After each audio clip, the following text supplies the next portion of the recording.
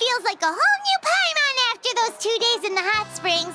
The Abyss kind of threw a wrench in our relaxation, though. Still, spending time here really has felt like a vacation. The Kaholosaurs are so nice and so fun to play with. Their bellies are super bouncy. Oh, and Atea's snacks were so delicious. She gave Paimon some for the road just this morning, actually.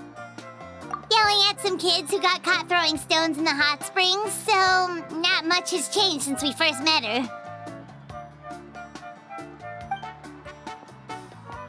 Hey, you guys. Sleep well last night? Yep, this area is so nice. Glad you like it. I was thinking of taking you guys out to do some sea fishing. Later tonight, we can eat whatever we catch. Fresh fish is absolutely delicious right off the grill. Hey, Mualani! Yeah?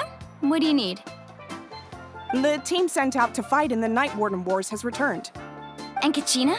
Is she back as well? Kachina fell in battle. But don't worry, the team was victorious, so the Rite of Resurrection will be held in the stadium soon. That's a relief. The Abyss is cunning, and it was her first time. Mistakes are bound to happen. Exactly. She deserves to hold her head up high. All right, thanks for letting me know. We'll head out in a bit. Jeez, she sounded a little anxious there. Had me thinking it was bad news for a moment. Mualani, you said the Abyss was cunning just now, but it seems like the Abyss just wants to destroy everything. Like, think about all those monsters that attacked your tribe. If there really was some sort of cunning plan, wouldn't it make more sense to send them to attack Kachina and her small team? Not that Paimon wants them to be in any more danger, it's just... Relax, I get it. The Abyss is difficult to understand, that's for sure. At a glance, it certainly seems like the only goal is total destruction. The Abyss isn't a living entity after all, so what capacity for logic or planning could it possibly possess? But through our long history of fighting the Abyss, we've realized things aren't quite so simple. 500 years ago, the Abyss invaded Teyvat. You know about that, right? That's right. Conria suffered greatly during that time. But so did every other nation in Teyvat. And Natlan was the worst affected of all. It took the combined efforts of the then Pyro Archon and heroes from every tribe to finally repel the Abyss. Even so, the effects of the invasion lingered for hundreds of years, only able to be reversed little by little. Our tribe's waters were contaminated. The Children of Echo's territory was overrun by dangerous sludge surging from underground. Unrelenting black winds tore across the lands of the Flower Feather clan.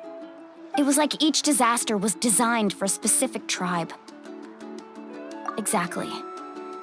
We once thought that the Abyss's desire for destruction was a sort of primal instinct, but its methods are, in truth, marked by intelligence.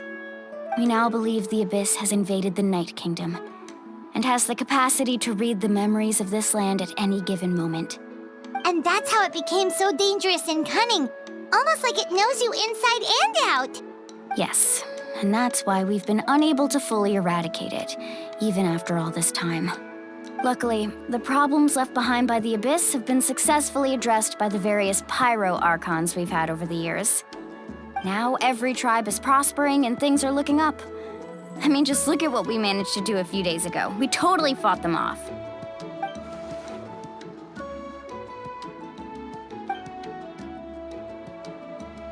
You must have had to sacrifice a lot to get to this point. Every battle, every sacrifice is in pursuit of a future where we get to stop fighting. Responsibility, duty, unavoidable burden. Everyone in Natlan views the war differently. But I believe we will be rid of the Abyss one day. And the efforts of all who fought against them will become a story for the ages. To think that my name could survive in ballads passed down to future generations, it's kind of romantic. Everyone has something that drives them forward, you know? Be my guest. Heroes are always welcome in Natlan. Anyway, let's head to the stadium. Our fishing trip can wait until Kachina's back with us. The sea's not going anywhere.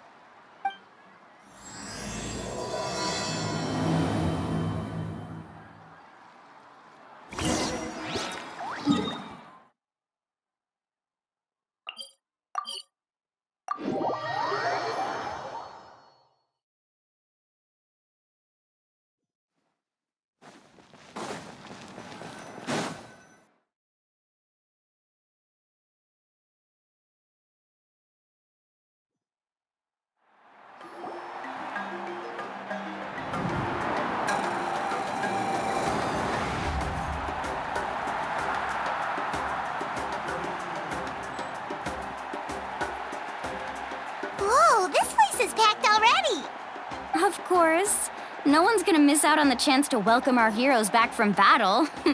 It's their moment of glory. Kachina's gonna be so flustered. She's never had this many eyes on her before. Yeah, she doesn't seem like the kind of person who likes being the center of attention. Looks like I'm just in time. Kanich, you're here! Yeah, a commission ran longer than expected, but I made it. I heard about the incident with your tribe, Mualani. Is everyone all right? Yeah, it's all taken care of. Our new friend here's got some tricks up his sleeve, by the way. He's just as strong as Kachina made him out to be. Hey, look! Is it about to start? That's right. Someone will come out and recite a eulogy, and then we'll sing the Ode of Resurrection together. Come on, let's find a spot with a good view. When the singing starts, just follow my lead and you'll be fine. Let's go somewhere higher up so Kachina can spot us.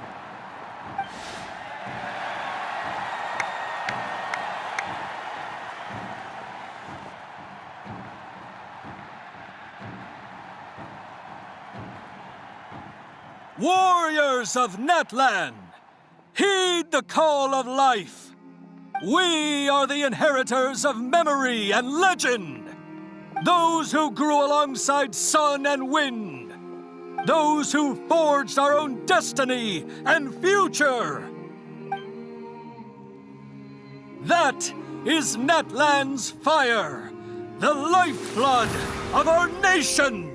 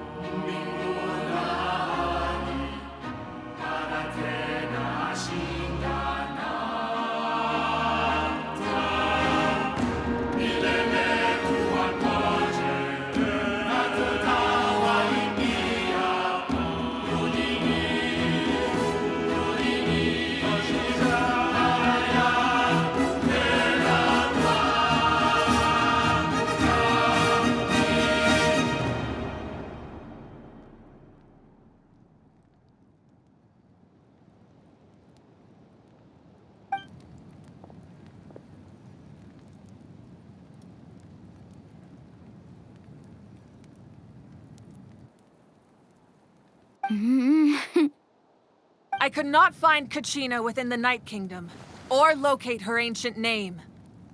What? What does that even mean? Usually once the ode is complete, the Pyro Archon and resurrected person will emerge from the flames. But something went wrong. What's going on?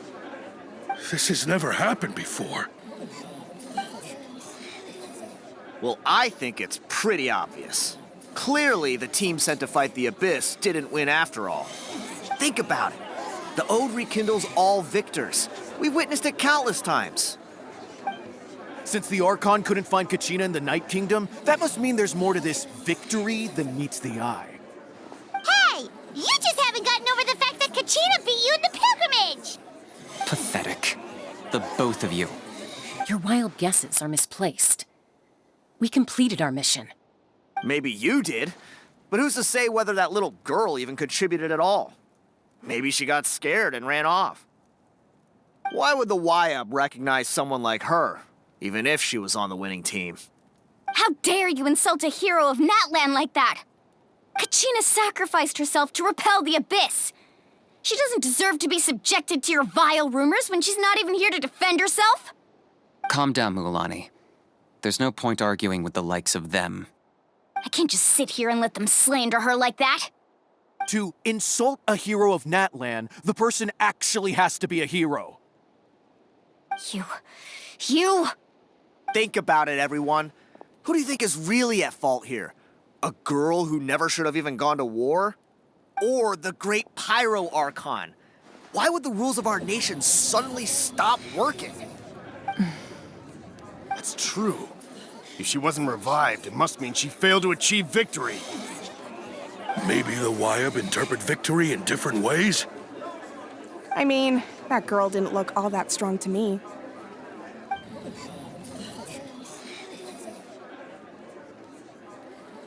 Kachina wouldn't have run! That's not like her at all! No, she's been waiting for this moment for too long. No matter how daunting the situation, no matter how scared she might feel, she's always the first person to stand up and face it head on. We don't even know what happened, so don't you dare try to use this as an excuse to vent your anger or slander her reputation. Fine. We'll find out what happens soon enough. Then, we'll see who truly deserves glory. That's enough. There is no doubt about today's victory, or Kachina's part in it. She is a hero worthy of our admiration and celebration. However, the failure of today's ceremony is undeniable. Kachina has not been rekindled, and I offer you all my deepest apologies as I continue to investigate this matter. To prevent further casualties, I have decided to suspend the pilgrimage until this matter is resolved. What? No one is all-knowing. No one is infallible, not even myself. But doubt is a means by which we seek the truth, not a weapon we wield against others.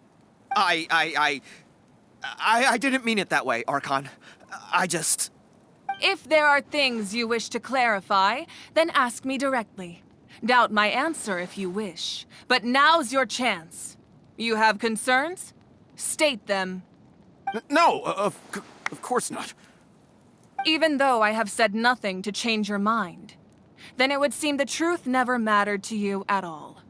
That guy doesn't even have the courage to answer the Pyro Archon's question. So much for all that glory talk earlier. I have a question, Archon. My friend Kachina. Do you have any idea where she is? It's extremely important to me.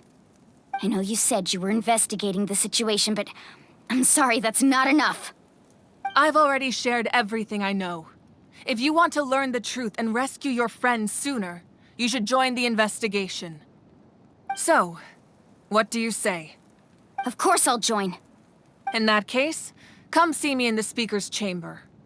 We should join them.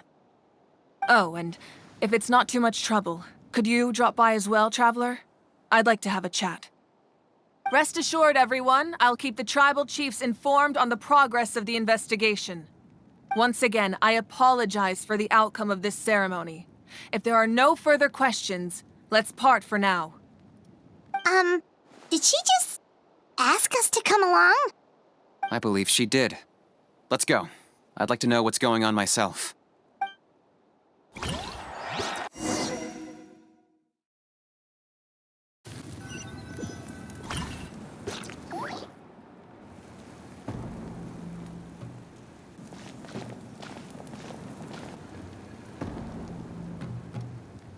The situation is urgent, so I'll get straight to the point. Kachina is undoubtedly a hero of Natlan, and I'm deeply sorry this happened to her. There's been unrest in the Night Kingdom, but I don't know what's causing it. As a result, I've been unable to track down her location. Until we find and address the cause of the unrest, the Ode of Resurrection will continue to be ineffective. And that means Kachina won't be able to come back? That's correct. Not until the problem with the Night Kingdom is resolved. How long will that take? It's hard to say. Kachina always dreamed of fighting the Abyss, of doing her part to defend Natlan. She wasn't afraid of death because she knew, if it came down to it, the Pyro Archon would be there to bring her back to life. Whenever we sat down together, exhausted from training, she would always hum the Ode of Resurrection. She was supposed to come back to us. We were supposed to hug her and celebrate with her and share her joy. We supported her every step of the way, but what are we supposed to do now?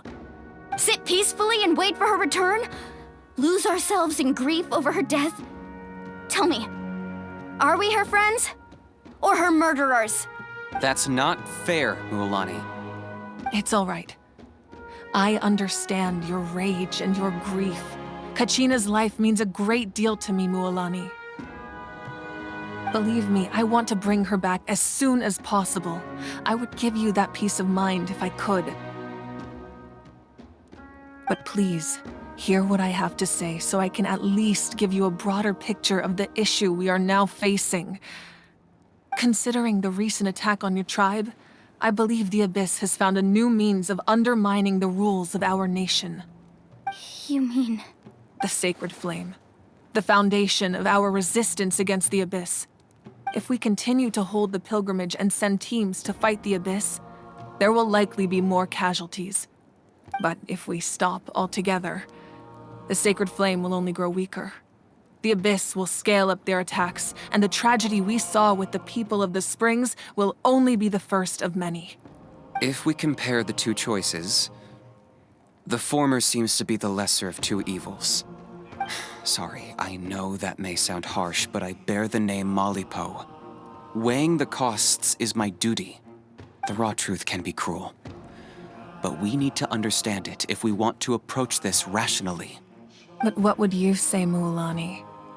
This is personal for you, and unlike Kanich, I dare say it's not a simple case of weighing up which course of action is less painful, is it? No. I can't choose between them, and I don't want to.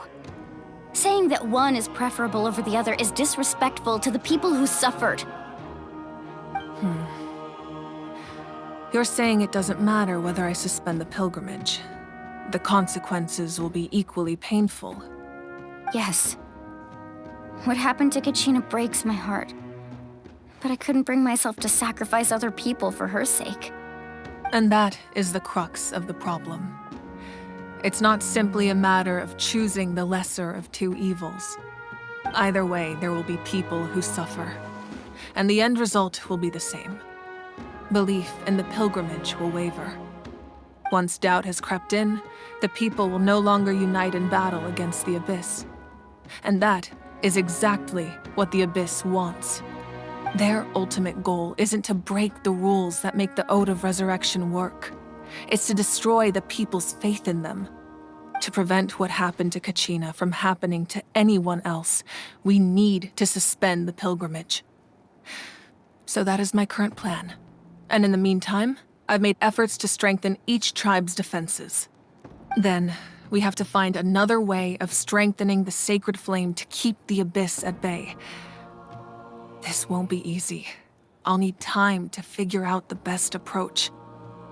I understand your anger, Mualani, but I hope that provided some clarity, at least. Wow. Paimon thought things were gonna get heated for a second, but the Pyro Archon took the time to explain everything so patiently. I owe you an apology, Archon. I let myself get carried away earlier, and I'm sorry. You're right. We need to focus on finding solutions. We could always hold the pilgrimage without sending a team to fight in the Night Warden Wars. That way, we would still be able to fuel the sacred flame. I've considered that, but the two events have nearly always been linked. Without the chance to fight the Abyss, pilgrimage rankings lose their prestige, and competitor numbers will drop. With fewer participants, the amount of contending fire produced will decrease, and the vicious cycle will continue indefinitely. So, essentially, the Abyss has taken Kachina hostage. You've learned about the concept of ley lines during your travels, yes? The Night Kingdom is something similar. Staying there for a short period of time shouldn't have an effect on the person. But with the Abyss in the picture, it's a different story. Your sense of self will be devoured until eventually you become one with the Sea of Souls. Imagine pouring a cup of water into a rushing river. You can try to scoop up another cup, but there's no chance it will be the same water you had before. I won't sugarcoat it. That is the danger Kachina is currently facing. Just like you said, Archon. Both of these problems need to be addressed. You can focus all your efforts on dealing with the Sacred Flame. I will go search for Kachina. The Abyss poses the same threat to you as it does to her. It is very possible you will not return. Knowing that, do you still choose to go? Kachina's waiting for us to rescue her. That's all that matters. I failed to protect her during our campaign, but I can make it up to her now.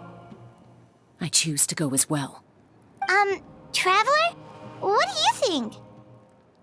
Understood. Then I'll support you in any way I can. The Masters of the Nightwind have a technique that can extract an ancient name from the ley lines.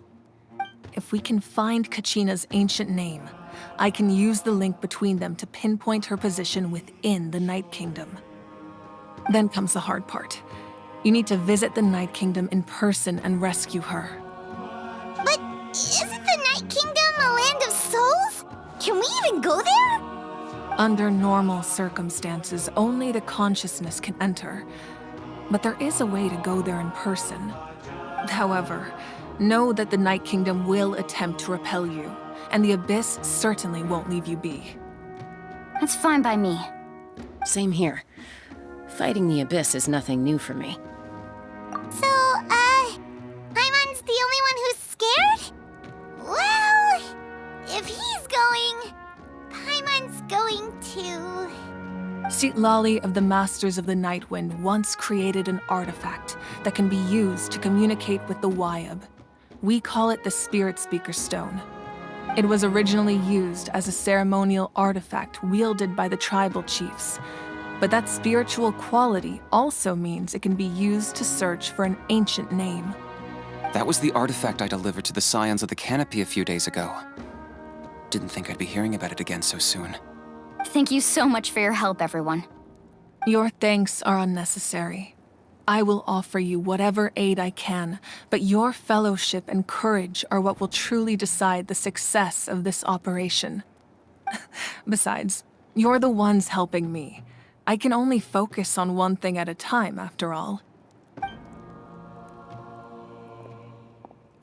Traveler, I certainly didn't expect our first conversation to be so serious. I've heard all about your accomplishments. Ever since you arrived, I've been hoping to meet you and offer you Natlan's highest level of hospitality. Why? Why? Is that not what happened in the other nations you visited? Yeah, things were pretty complicated at the start. And, in the middle. But our reputation's solid nowadays. That's more like it. After all, I've heard you're someone who transcends fate. Perhaps even more than you can imagine. But we can talk about that some other time. Ideally, this would be the perfect night for a drink and some musical ambiance. But there are important things to be done. Oh, I almost forgot. Atea was wounded in the fight against the Abyss. She wanted us to give this to you. It embodies fond memories and my strength of will. That's what she asked us to tell you. She said you'd know what that means. I didn't think this day would come so soon. The flames of her life force. I can feel them flowing within the talisman. If things were different, the two of us could have enjoyed the hot springs together while she gave this to me in person. We're supposed to be hot spring buddies after all. But don't worry. This talisman means a great deal to me. I'll take good care of it, and once this is all over, I'll pay Atea a visit.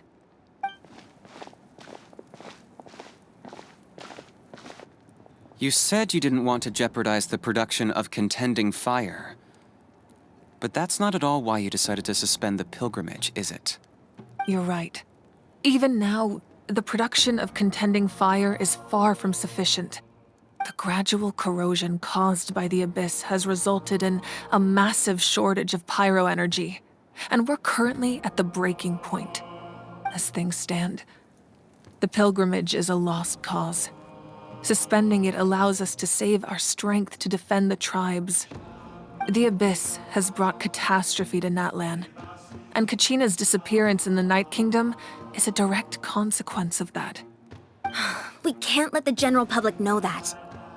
No. If the public learned that Natlan's destruction was close at hand, there would be immense panic. But if I said nothing at all, they would have continued to question the integrity of Natlan's heroes. Another simple choice. The latter was clearly the better solution. But you chose otherwise. I have never subscribed to the belief that the right choice is the one with the fewest sacrifices. Let's go. There's still a way for the sacred flame to last a little longer. You mean? Yes. Come with me.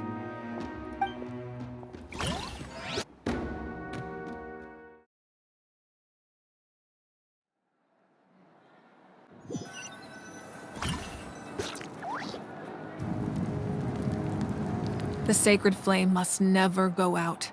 Not only does it strike fear in the Abyss, but it's also the pillar of Natlan's stability. So until our heroes are ready, I will sacrifice my power to keep it burning. But that can only last so long. I think we should focus on the remaining ancient name-bearers. Don't let desperation cloud your judgment. Those chosen by the Wayab have already embarked on their destined path. It is for them to decide how that journey ends, not us. All we can do is support them. Even so, for you to make this sacrifice, it's not right. If not me, then who? No other is capable of sustaining the sacred flame. I possess great strength, but I'm not above my people. This is part of my duty.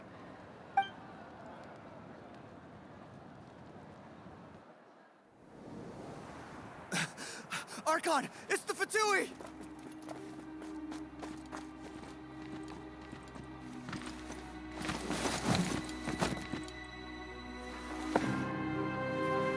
The Archon of Natlan. A force to be reckoned with. The secret of the ley lines is no secret to me. Long have they been destined for ruin. And since the oath made 5 centuries ago remains unfulfilled, what use is the Gnosis in your hands? I don't know what you mean. But it sounds like this is about more than the Tsaritsa. In times of crisis, someone must pick up the mantle of salvation. Your plan has reached an impasse, and now it falls to me to create new rules for Natlan. But before the dawn of a new age, the old must be destroyed.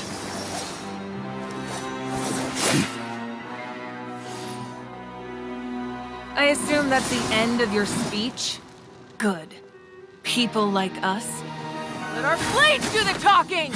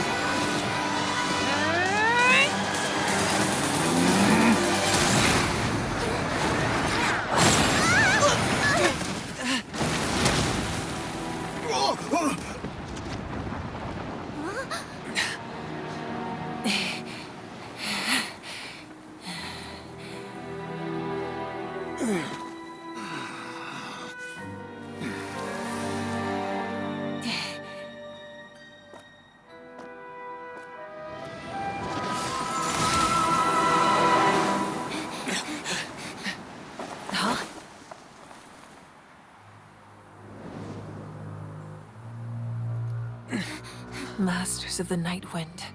Send word. The captain and his followers must be apprehended.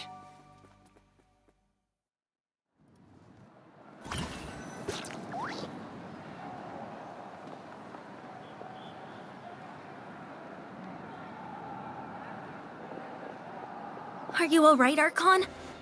He was a formidable opponent. Exactly what I would expect from the first of the Fatui Harbingers. I never imagined someone could match you in combat. If the Tsaritsa sent him here, why would he bring up what happened 5 centuries ago? Yeah. And how much does he know about Natlan? The Harbingers are all driven by their own personal goals. The only purpose that unites them is collecting the Gnosis. But I'm sure the captain has his own reasons for being here as well. Whatever his motive, we should shift our focus to the Fatui. If they attack again, and we're not prepared, we're done for. No, we're running out of time. The wound I inflicted should hold him back and weaken him for the time being. Besides, I'm sure you noticed, the power that came to his rescue just now came from the Masters of the Night Wind. In other words, there are traitors among us. Not necessarily. This could prove to be a very valuable turn of events. When we exchanged final blows, I sensed an unusual presence within him. I'll need to investigate further. Kenichi, go to the Masters of the Night Wind and look into who could have aided the captain. Speak to Citlali. She should know. Of course, I'll head out right now. Do you still intend to... Yes, but fear not.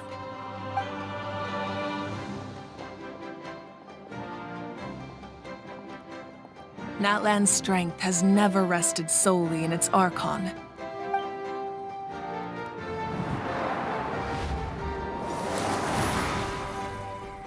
Together we foresaw the only path that leads to our nation's future. We must trust in that vision now.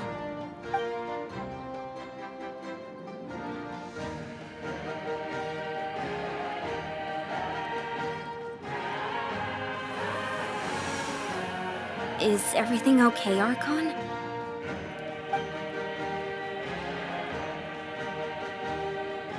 Completely fine. Just lamenting the fact that I never got a picture when I could still turn my hair into flames. Too late now. I just hope the others have a safe journey.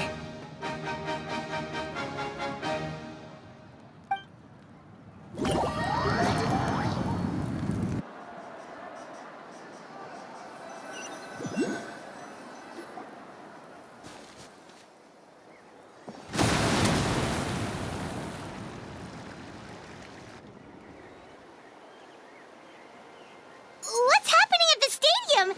Did something explode? It feels like the Archon unleashed her power. She must be fighting a formidable opponent. Should we go back and check what's going on? Have faith in the Archon. She wouldn't lose in a one-on-one confrontation. Once we find Kachina's ancient name, we'll head right back. Okay, let's just keep climbing. I'm on.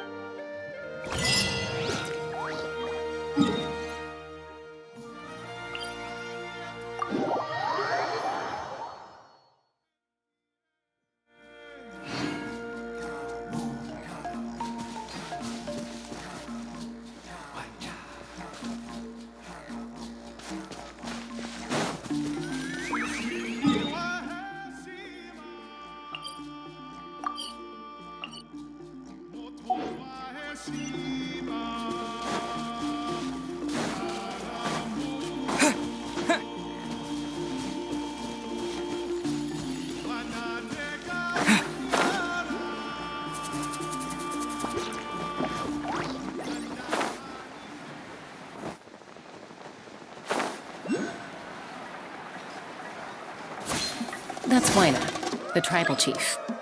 Let's head over to him.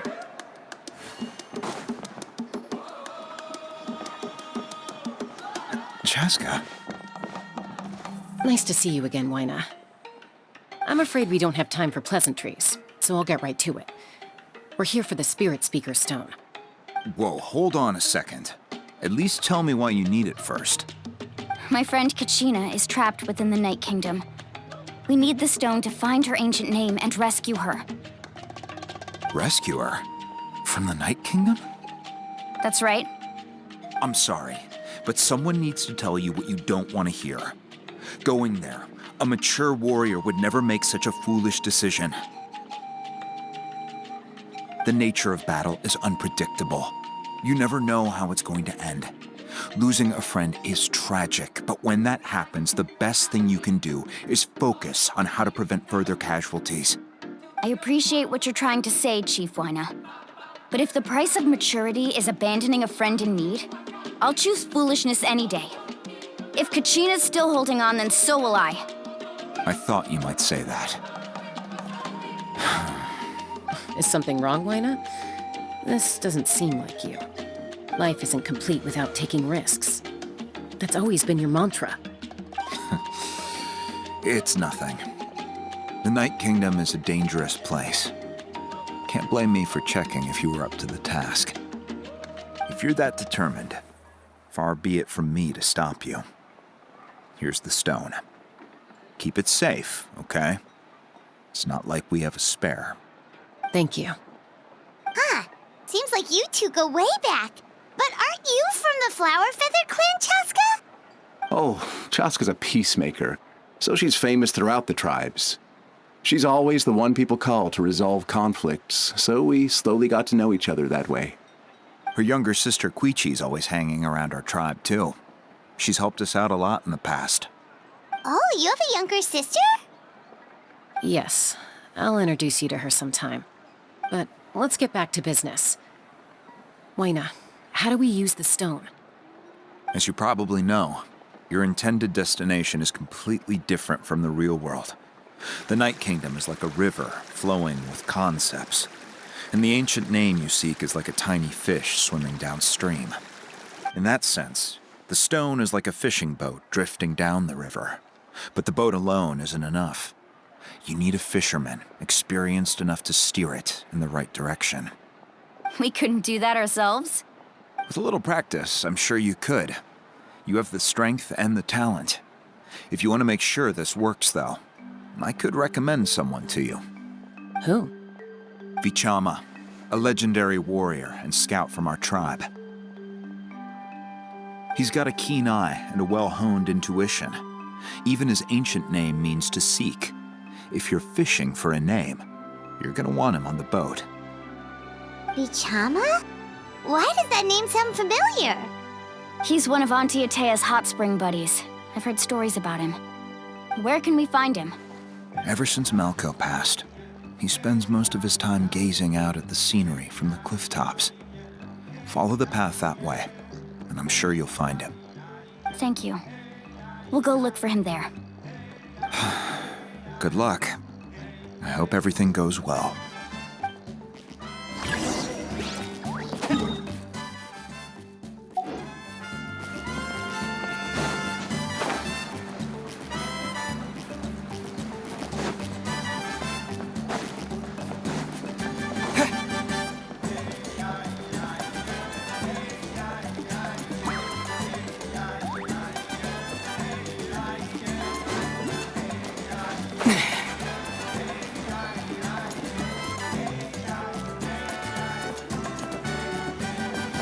Someone admiring the scenery from the cliff tops. Ah! That must be him! Hello there, are you Vichama? That's me. Did you need something?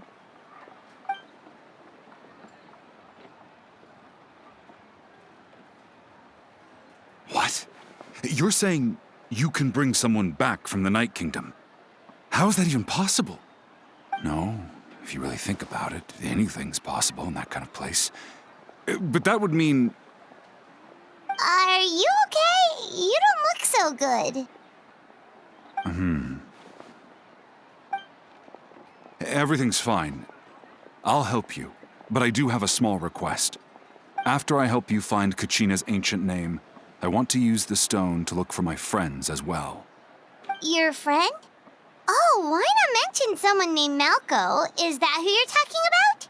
Yes, but I'd rather not get into it if it's all the same to you. That's not a problem. We agree to your request. Yeah. Since you're helping us find Kachina's ancient name, it's only right that we return the favor. Then we're agreed. Can I have a look at the stone?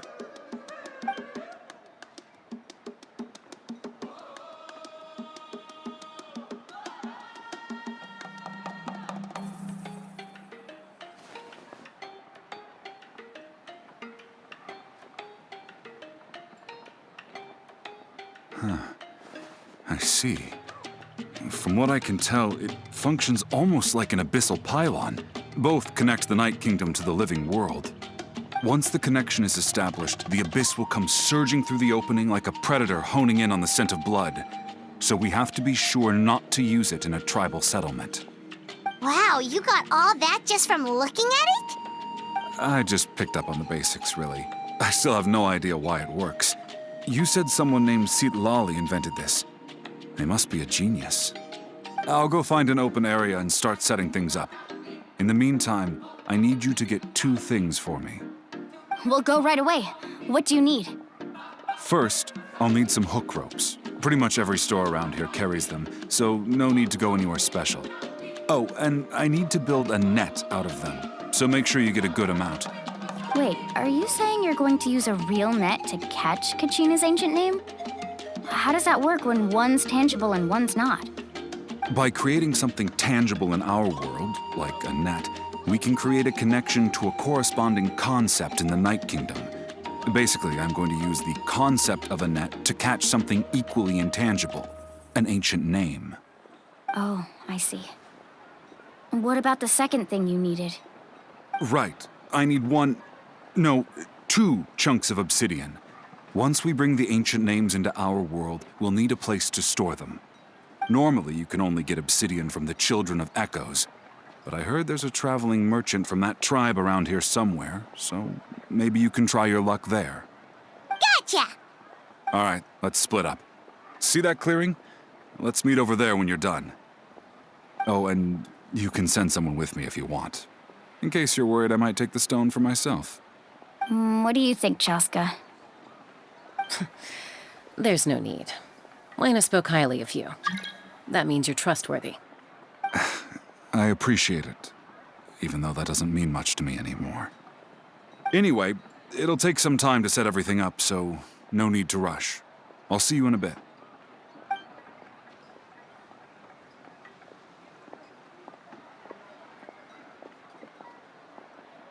What an odd guy. He seemed so defeated, but also really invested in the stone at the same time. I don't have any more insight than you, Paimon. Let's just focus on the preparations for now. Hang on, Kachina. We're coming for you.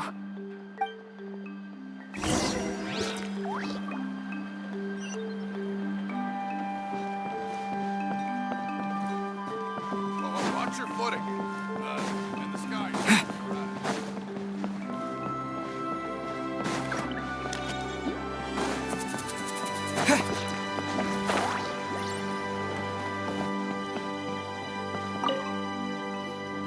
Hello. Do you have any hook ropes for sale? Hook ropes? As in rock climbing equipment? Yes. How much for your whole stock? Oh, the whole thing? Let me see. That would be 30,000 mora in total. Deal? Deal. Wait, really? What, you want me to drive down the price? We just need these as fast as possible. Thanks. Oh, no problem at all. I'll even pass along some information on the house. These ropes are usually used by rock climbing enthusiasts. If you want to learn, Roka's the person you want to ask. All right, that's everything. Here you go. Now we need the obsidian. Let's go talk to the traveling merchant Bichama mentioned.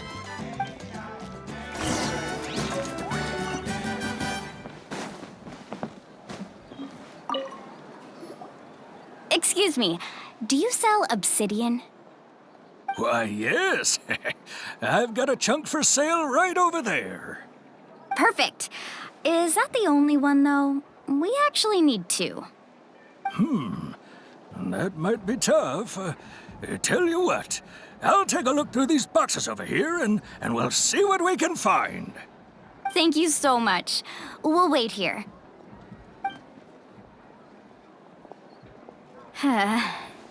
Relax. Everything's going according to plan. I know, it's just... I could tell Vichama feels the same way about his friend that I do about Kachina. I hope this chunk of obsidian isn't the only one. Kachina always carries all sorts of shiny stones with her. If I was the one trapped in the Night Kingdom, she'd have a whole pile of obsidian ready in a heartbeat. Well, would you look at that? I did bring an extra. Here you go, young lady. How does it look? Perfect! Thank you. How much do I owe you? If you hadn't shown up, these stones would have just sat here collecting dust. I'll take 3,000 mora for both. Here you go. By the way, I heard you mention Vichama just now. How's he doing? Malco's been gone for 5 years now. It's about time he started to move forward. Do you know what happened between them? I heard about it in passing while I was out drinking one night, but I don't know all the details. Vichama and Malco grew up together, and even made a name for themselves together. Malco was an amazing fighter, capable of knocking out multiple opponents in a single hit, while Vichama excelled at scouting and analyzing the battlefield. The two made an excellent team, and managed to beat back the Abyss several times. 5 years ago, they both emerged triumphant in the pilgrimage, and were placed on the same team to fight the Abyss. But on the eve of battle, the Abyss launched an attack on their tribe, and Vichama suffered an injury to his leg while attempting to rescue someone. Then what happened? The team agreed that he couldn't fight the Abyss in his condition. Vichama didn't argue. He knew going to the front lines with an injured leg would make him a burden in battle. So they raised the issue with the Pyro Archon, and she agreed to let him stay behind. It's just... Malco and the others ended up facing hordes of abyssal monsters in numbers that far exceeded anyone's expectations. The team made an error in judgment, and they fell to the onslaught. Vichama went into a deep depression after that. He blames himself for everything. Oh, you're not wrong. But it's possible he chooses to blame himself. Not because he did something wrong, but because he wasn't able to do anything at all. I've tried convincing him to move forward, to stop dwelling on the past. But the shadow of Malco's death hangs over him still. The Abyss has caused so much suffering, and some wounds never heal. I wish there was something he could do to make himself feel better. But anyway, that's the gist of it. Maybe you could help him talk things through sometime. I would really appreciate it.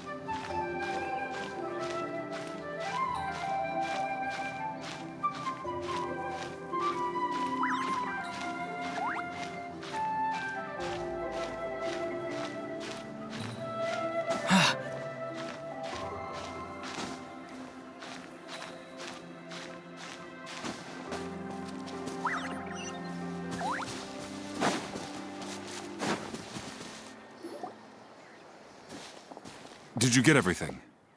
Yep, it's all here. When do we start? I've made all the necessary adjustments, so we're good to go. As agreed, I'll help you find Kachina's ancient name, and then you return the favor. Go ahead.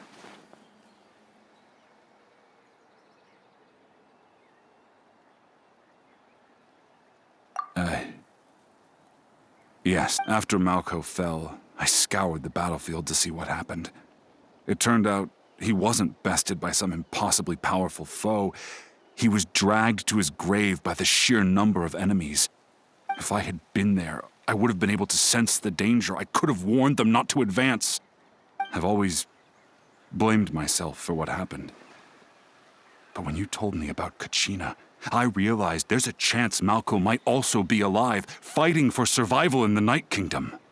But that happened several years ago, right? The Pyro Archon said all life within the Night Kingdom eventually becomes one with the Sea of Souls. There might not be much hope, but I still have to try. Malco and I promised each other, even if we never managed to root out the Abyss for good, we would fight together until the end. All right, let's get to it. I'll start searching for the conceptualized version of Kachina's ancient name. If you see any fragments scattered around the area, please collect them.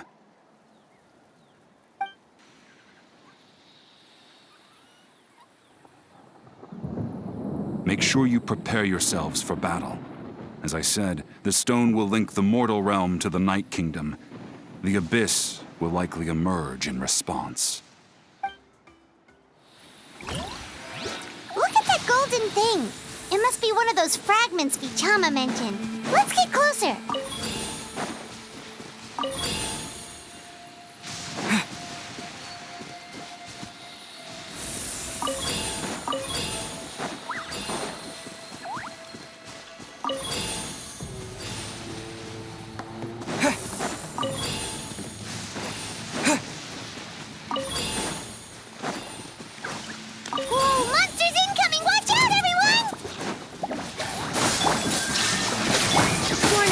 Frost, all hail! Allow me! Propagate! Illusion shattered! Access denied. Next on the agenda. Springfall! Now you shall perish!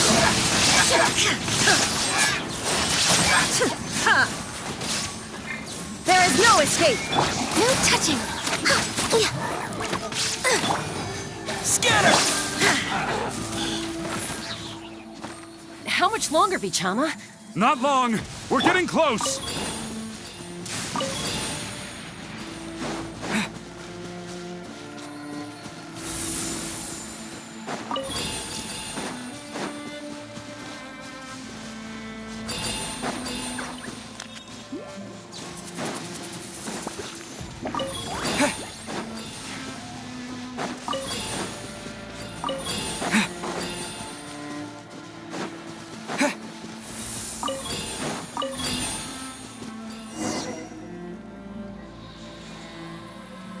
Vichama!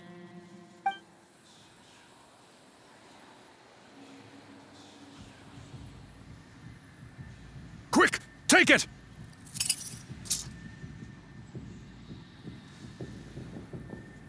I found Kachina's ancient name.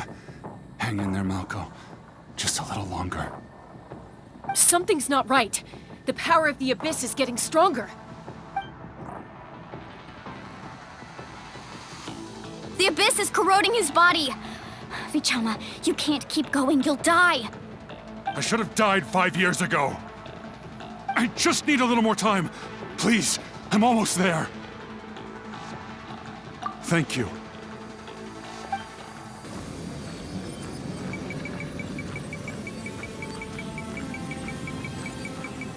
Whoa, watch out! The power of the Abyss is strong.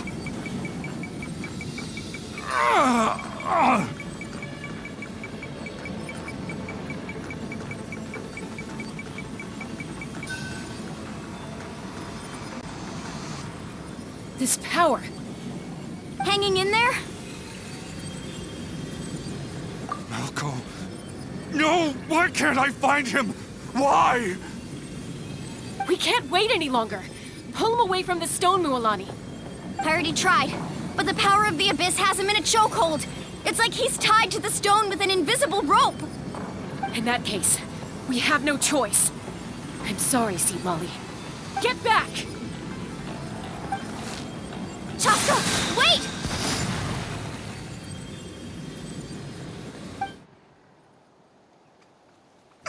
Ouch! What happened just now? It looked like the Spirit Speaker's stone was... The stone's power was spiraling out of control. The only way to stop it was to destroy it. You were all caught in the shockwave of the explosion. You might feel dizzy for a while, but that's normal. Give us a heads up next time, will you? You're lucky we managed to dodge it in time. I thought I said to get back. Yeah, barely a second before you made it go poof. Not everyone has your reflexes, Chaska. We were this close to getting dragged into the explosion. Okay, I'll be more careful next time. At least Kachina's ancient name is still in one piece. Wait, where's Vichama?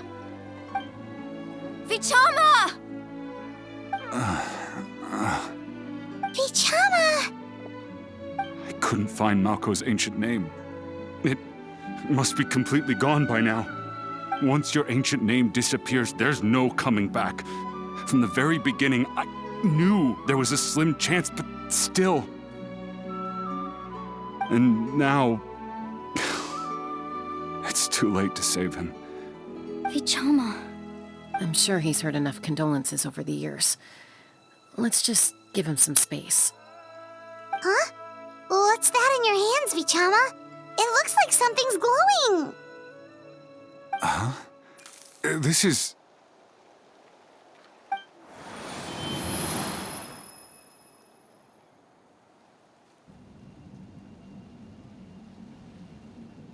Hey, Malco.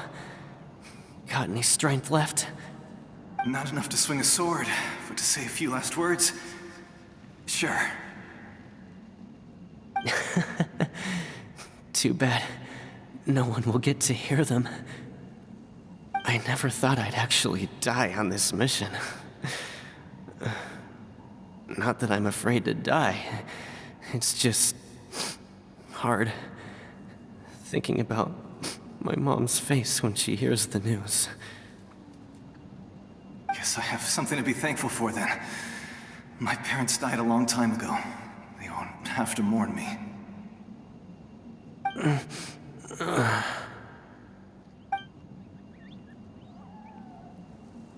Pisak! Always had to beat me at everything, didn't you? Right to the end, you were never one for goodbyes. Maybe you're right. Maybe no one will get to hear our last words. But just in case... Vichama, I'm so glad you didn't come with us. Don't be sad. Just keep on living. For the both of us.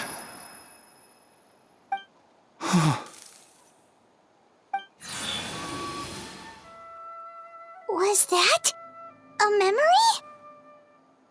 Seems like we were able to salvage something after all.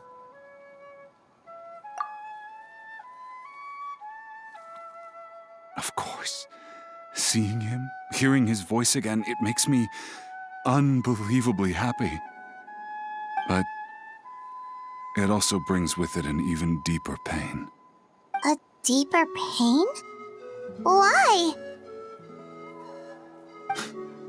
Malco was always the type to put on a brave face. But in that memory just now, his hands were shaking, and his smile was forced. For all these years, I regretted not being able to fight alongside him to the end. And now I know, at the end of his life, he was thinking the same thing. Vichama. I'm fine. Actually, I heard Chief Wyna wasn't really on board with your plan to go to the Night Kingdom. When you asked for my help, I hesitated too. I knew helping you find your friend's ancient name meant leading you one step closer to danger. But I also understood why you had to try. Everyone has regrets in life, but not everyone gets the chance to make up for them. Once allowed to fester, guilt strips us of our most valuable qualities as warriors. In that sense, we might as well choose the braver path from the very beginning. If I could do it all over again, I would have followed Malco to the front lines no matter what. Even with an injured leg, there were still things I could have done. That way, even if the outcome stayed the same, I still would have fought alongside him to the end. There are critical junctures in life, and if you don't seize the chance to act, there's no going back. That's something I had to learn in hindsight. But you're still at the crossroads of your journey, so I hope you can walk away without regrets. Thank you, Vichama. I feel even more determined now. Kachina will come back to us. I'll make sure of it. I promised I would find her, and I intend to keep that promise. That's good to hear. Strange. My body, it's... Once abyssal corrosion enters the body, a portion will fuse itself to your internal organs. Even though the Traveler possesses powers of purification, the corrosion can never be fully eradicated. Thanks to him, though, you are only briefly exposed. Slowing your breathing and controlling your emotions should help you keep the symptoms in check.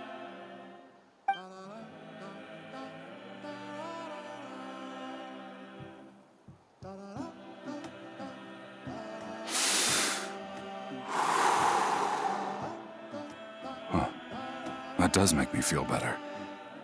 You seem very knowledgeable about all this. Just speaking from experience, that's all. Anyway, we've recovered Kachina's ancient name, so we're off to a great start. Let's get Vichama back to his tribe and tell Wyna the good news. Oh, and apologize for destroying the Spirit Speaker Stone. We had no choice, though, so he'll probably understand. Right?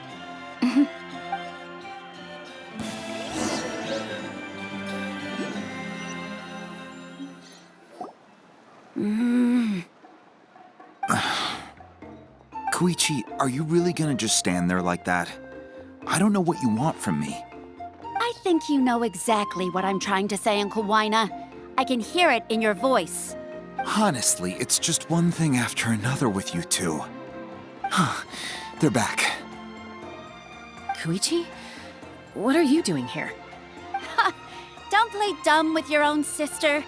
You know exactly why I'm here. My apologies, everyone. I just need to borrow Chaska for a few minutes. You come with me.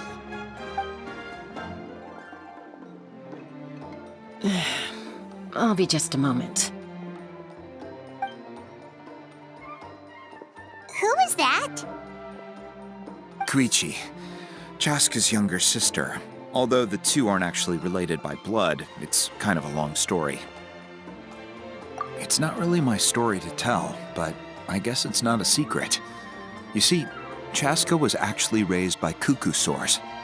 She was afflicted with a rare disease when she was a child, and abandoned in the wild as a result. The Abyss found her out there, all on her own, and tried to devour her. But in the end, all that did was trigger her will to live. That strength of will pushed her to survive. But it also planted a seed of conflict within her. Eventually, she was adopted by the cuckoo sores. Wherever they went, she followed, getting into fights right and left. For some reason, Paimon can totally imagine that. Well, when Chaska finally returned to human society, it was Koichi's parents who adopted her. At the time, Chaska still had a habit of getting into fights, so Koichi was always taking her around, apologizing to everyone. Ah, I remember those days. One of those fights was definitely with me. But, you know, kids. You're fighting one minute and your friend's the next. Eventually, she found a way to rein in that desire to fight. And now she's who people call to resolve conflicts. It sounds like she still argues with Koichi, though. Don't siblings usually stop fighting when they get older? That's partly my fault. Koichi asked me to stop Chaska from doing anything dangerous, but you probably know by now, once Chaska makes up her mind, there's no changing it. Oh, I get it. No wonder you tried to talk us out of going to the Night Kingdom. Chaska? I'm all for your adventure. You need to take risks when you're young, because by the time you're my age, you couldn't attempt something like that even if you wanted to.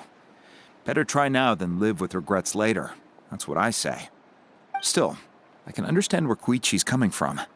In the end, nobody wants to sit back and let a loved one put their life on the line.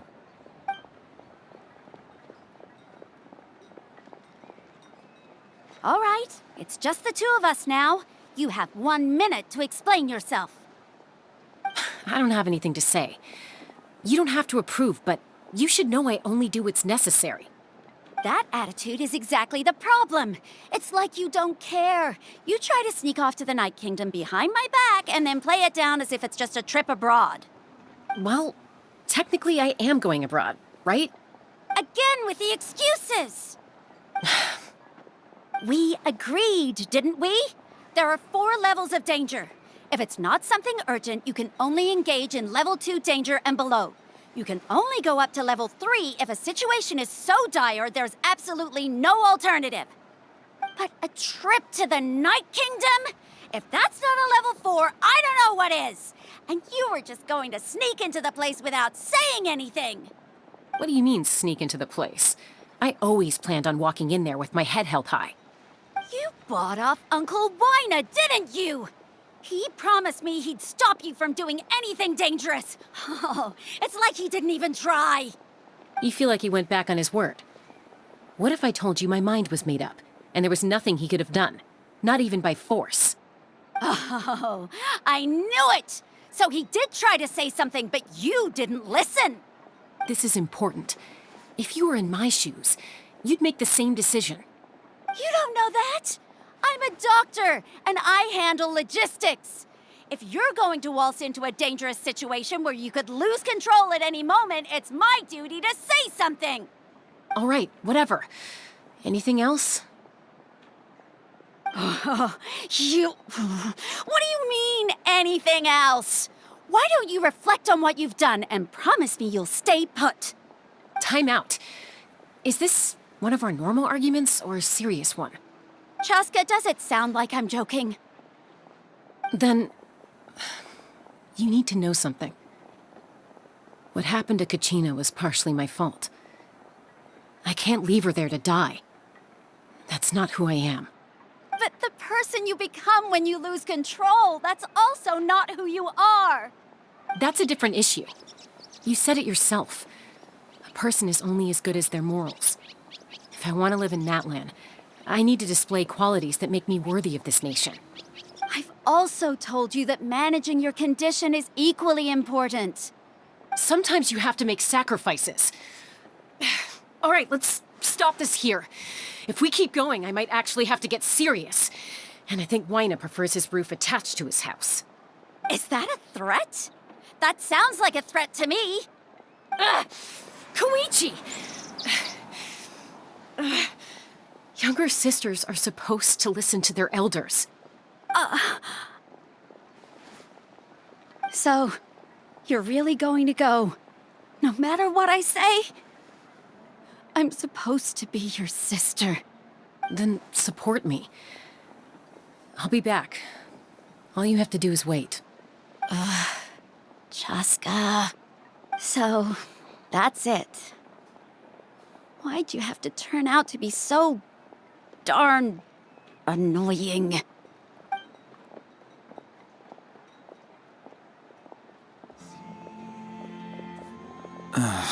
You two are something else. Something you wanted to say? I know you aren't related by blood, but you two sure are similar. Really? You know, I said that very thing to Koichi not too long ago, and she reacted the exact same way, down to the very tone of voice. It's not my place to get involved, but I will say this. Try to spend a little more time with your sister. You're tough kids. That doesn't mean you have to go it alone. Thank you.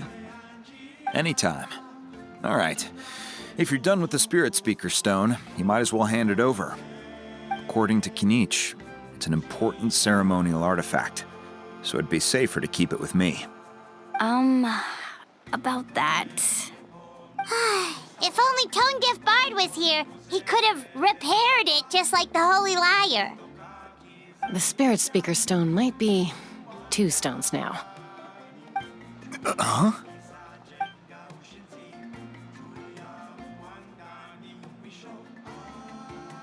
I see. Sounds like it was an urgent situation.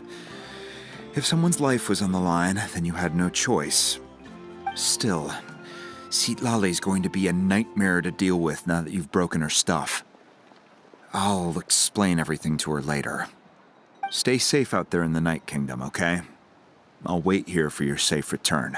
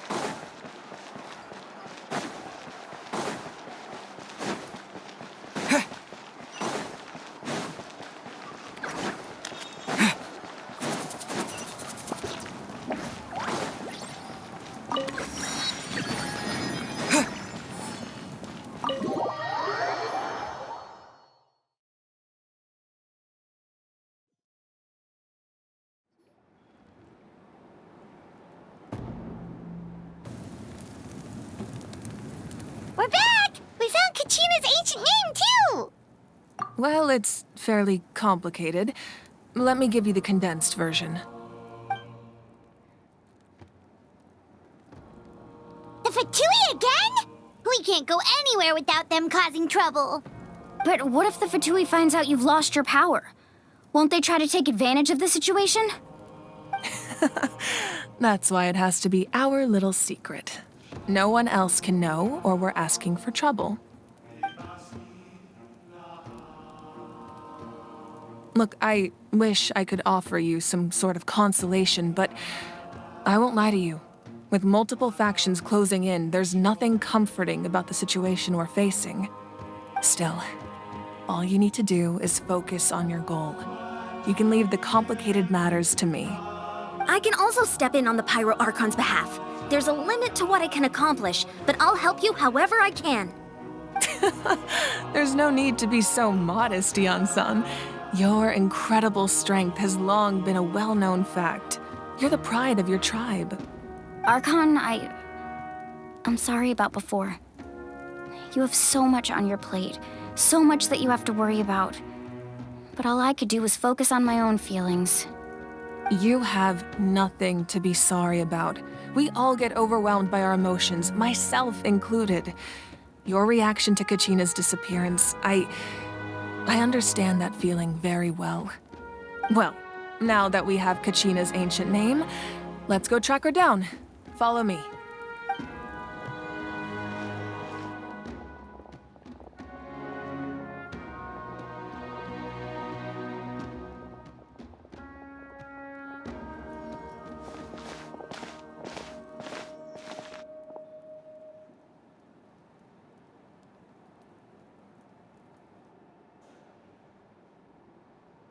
What is this place? Hey, isn't that Atea's talisman? Good eye. This is where I store all the various mementos I've collected. Whoa. I've never seen this place before. There's so many things in here. It looks like there are items from every tribe. Collecting them must have taken a lot of effort. I suppose you could think of it as a hobby of sorts. In Natlan, everyone grows up listening to the stories of heroes, and physical items do a far better job of preserving those stories than our own memory. Now, I still have some preparations to make for the ceremony, so feel free to take a look around in the meantime. If you're curious about an item, I'm more than willing to tell you about its origins. All right, we'll have a look.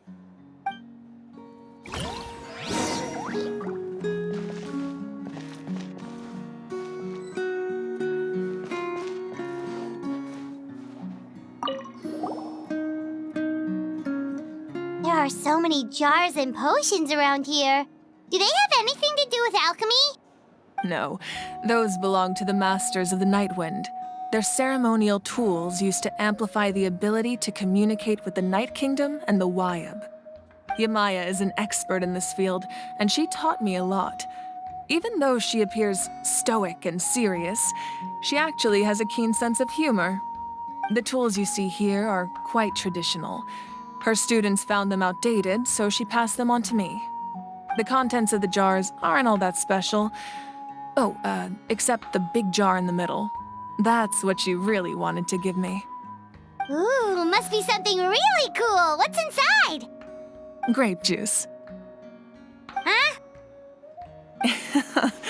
It's quite tasty, although probably expired by now.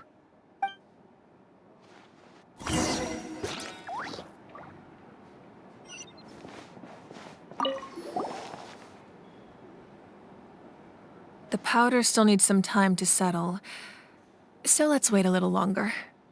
Well, what do you think of my collection? Do you feel like you have a better understanding of Natlan's culture now?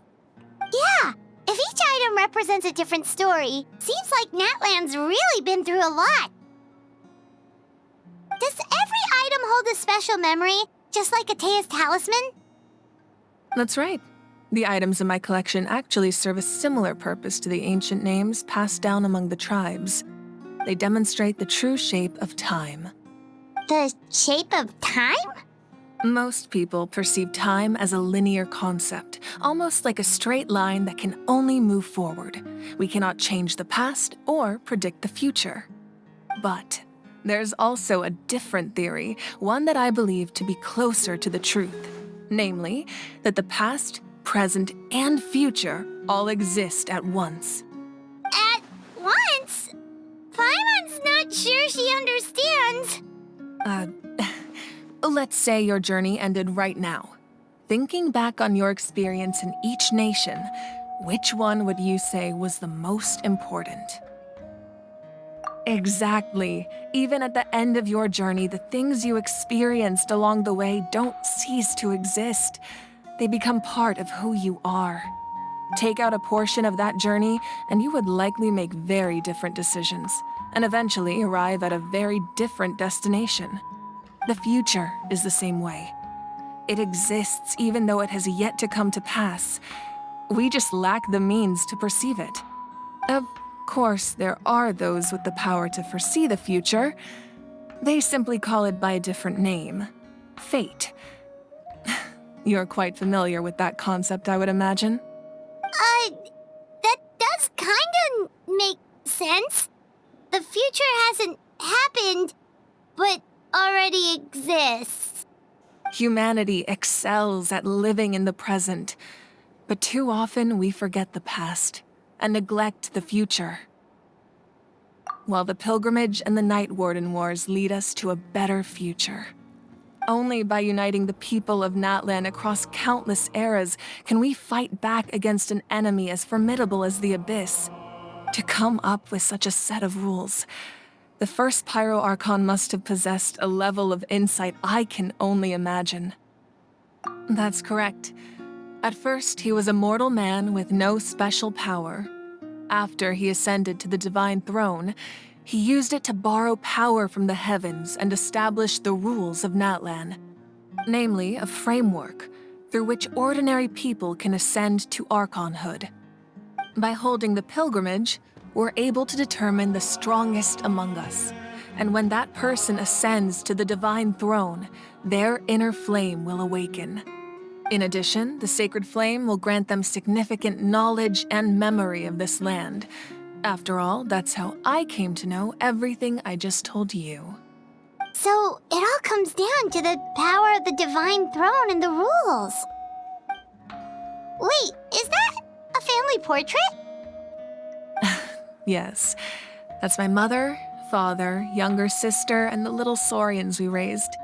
I turned a piece of my dad's leather armor into a canvas and commissioned a famous artist to paint our likeness. Your sister is so cute! It looks like the two of you are really close. Paimon was having a hard time thinking of an Archon as an ordinary person, but seeing this portrait, it kind of makes sense now.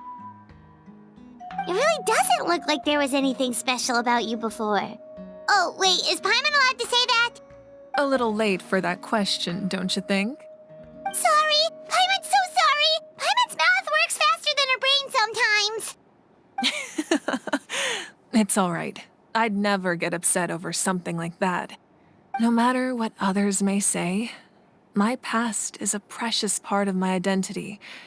I'm forever proud of the life I used to lead. Becoming the Archon doesn't mean you sever ties with your family. The position just comes with a lot of responsibilities, so it impacts how often you get to see them. My father made the most delicious stew, so my sister would often bring me a large pot of his cooking, and he would sit on a blanket and eat it together. One time, we didn't close the door securely, and the saurians we were raising ran into the room and knocked over the entire pot. My sister immediately burst into tears. The two troublemakers were going for the meat, but when they saw my sister's distress, they froze on the spot. I still remember the way they laid there, sulking like a pair of children, even after making such a mess. It was frustrating, but in the end, all I could do was comfort my sister and move on. Wow. Isn't that what being a family is all about? I think about that story a lot, actually. As the Archon, I made a vow to defend this nation, and experiences like that They remind me exactly what I'm trying to protect. Well, what happened after that? This portrait looks pretty old. Your sister must be all grown up by now, right? I believe she ended up working as an architect and artist. She built many houses and crafted many beautiful works of art. Anyway, that's enough about me. Now that the powder is settled, we can begin. Iansan, Mulani, Chaska, over here, please. Place the ancient name up there, and then we'll begin.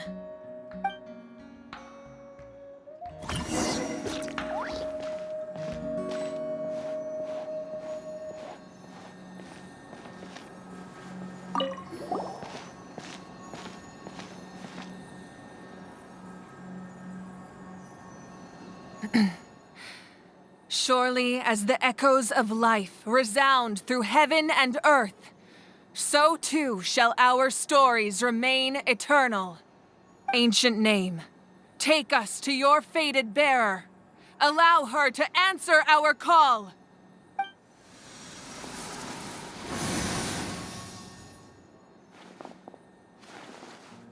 Am I hallucinating again? Kachina, are you okay? Huh? I'm not seeing things, am I? Is the Abyss playing tricks on me again? It's okay, Kachina. It's just us. We're trying to find a way to bring you back.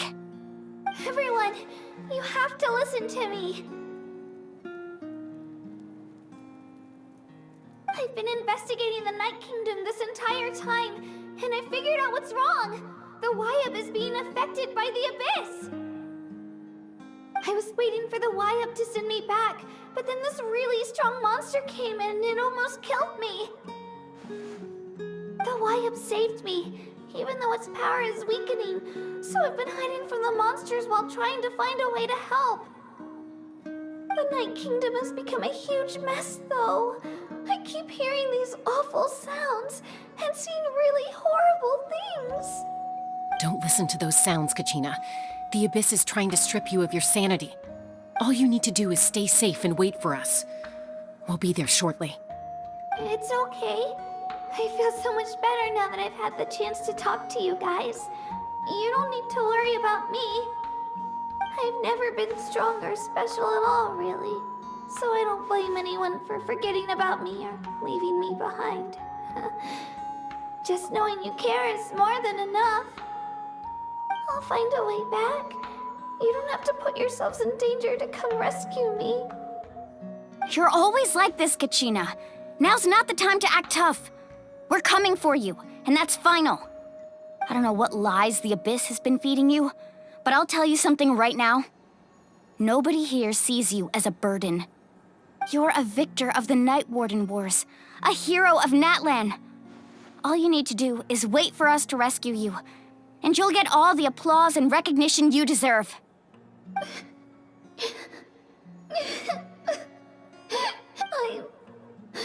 I'm really scared.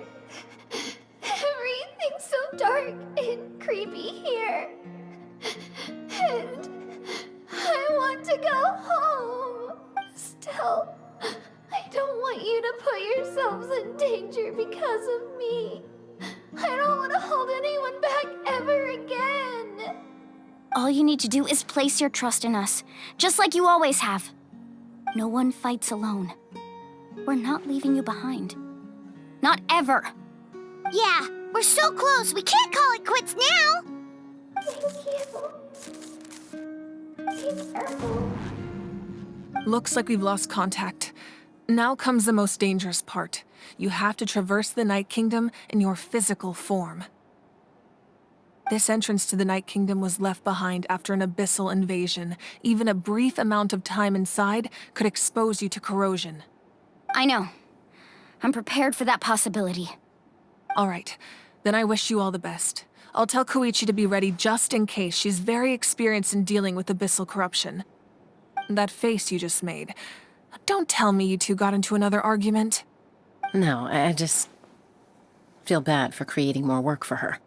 I'll go with them too, Archon. The more people, the stronger the party.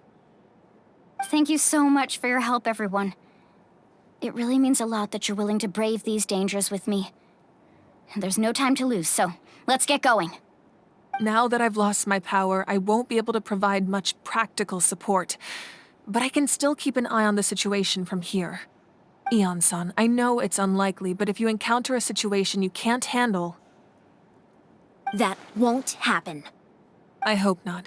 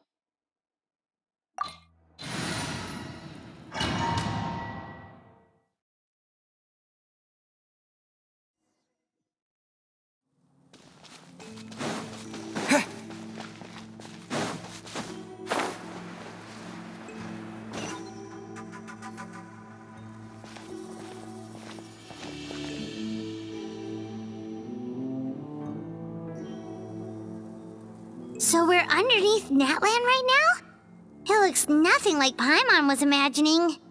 That's because in the distant past, Natlan was home to an incredibly advanced civilization ruled by dragons. Humans only established their own society after the fall of the dragons. So these are Saurian ruins? Wait, you mean like the elemental sovereigns? They had their own advanced civilization? Yes, a really long time ago. Very few records have survived until now, so no one really knows what the devices here are for. These ruins have been abandoned for a long time, but with the recent increase in Abyss activity, the installations around here have somehow been activated again. So what you're saying is, we're not in for an easy trip to the Night Kingdom. No, it's going to be obstacle after obstacle from here on out.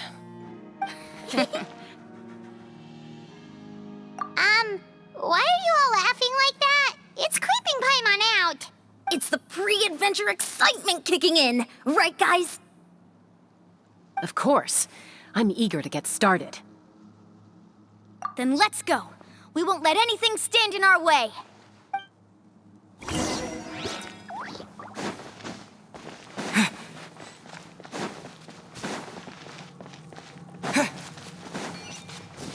Seems like the road ends here. How should we get across? As a professional trainer, I think you could stand to build up your endurance, Paimon. Professional trainer?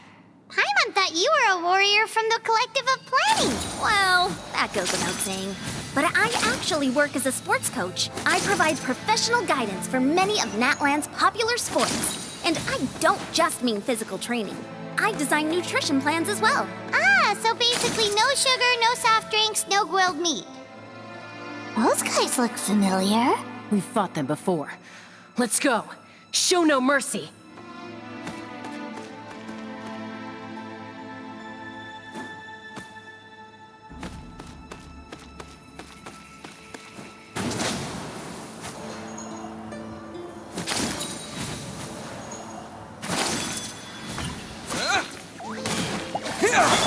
Illusion shattered!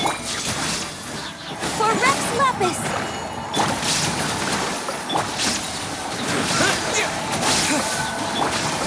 Inazuma shines eternal!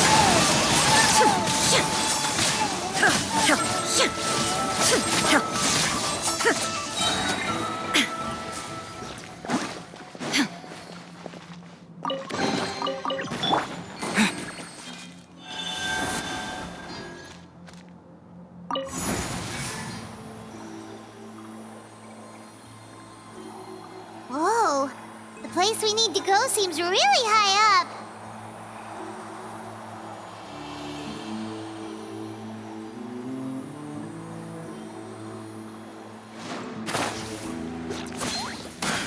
Shine down! Access denied. All hail! Hold the line! Let's move out. Propagate!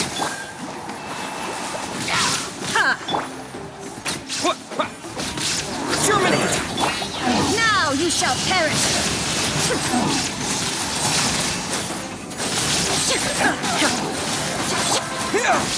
There is no escape! Born of ice and frost. Blaze over. Rest and rebuild. Propagate!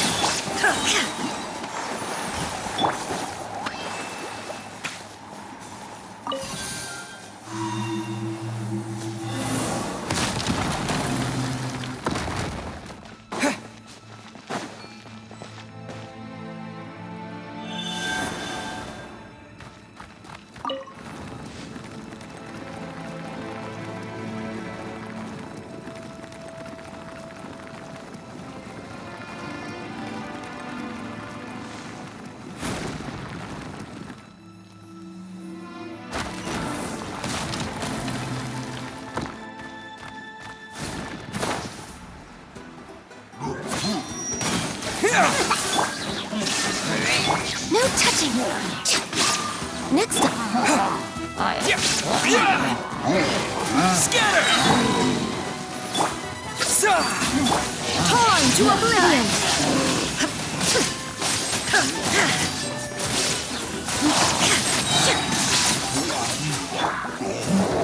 Born of ice and frost. All hail. Covenants of the deep. Hold the line. Illusion shattered! Now you shall perish!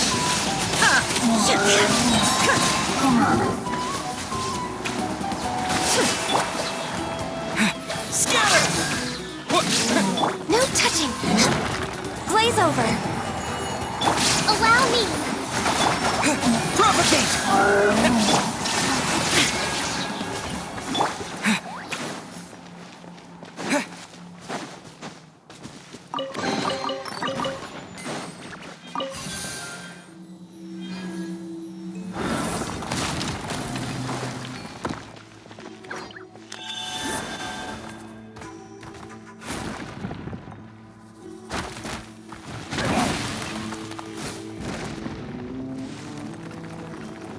This is the final stretch. We just need to climb up, and we'll be there.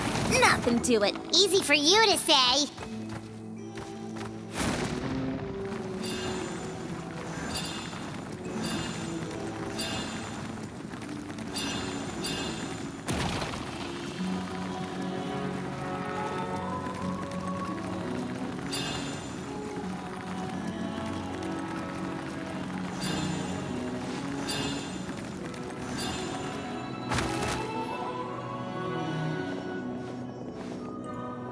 This must be the entrance the Pyro Archon told us about.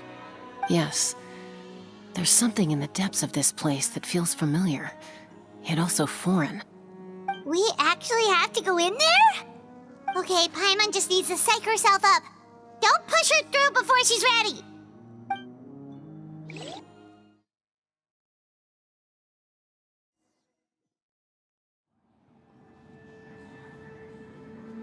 Hey! You don't have to drag Paimon! You're pulling too hard! Looks like we made it. This is the Night Kingdom.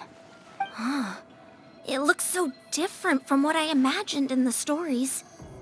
That overflow of energy is probably what trapped Kachina here in the first place.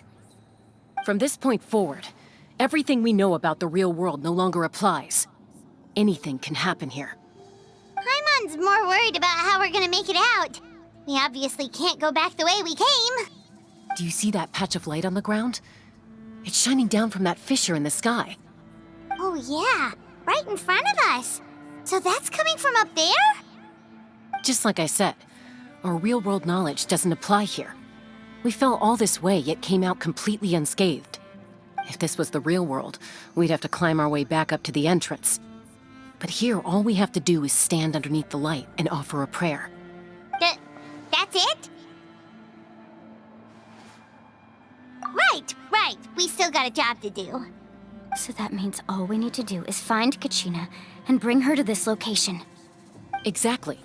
This light is streaming in from the real world. It's a link between the two realms. The terrain looks difficult to navigate, and the visibility's not great either. How are we supposed to find Kachina in these conditions? Yeah, these floating black things don't look super friendly either. Those are all manifestations of abyssal power. Be careful. Ghost! A talking ghost! Calm down, I'm here to help. You're the ones who helped Vichama, right?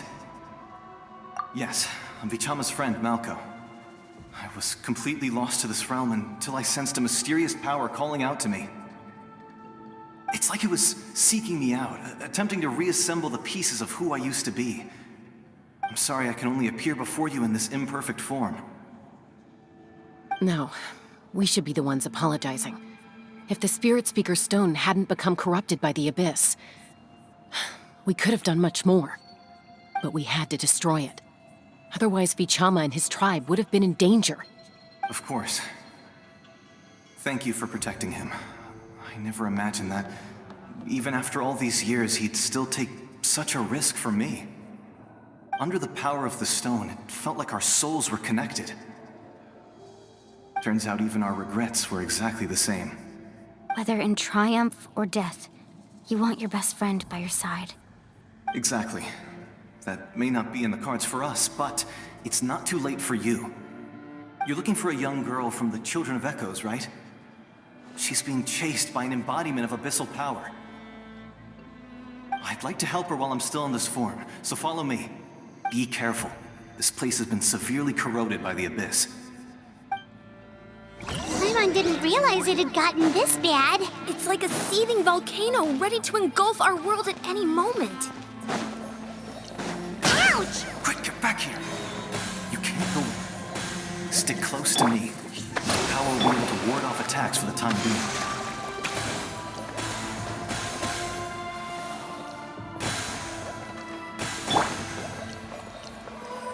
We won't be able to keep this up.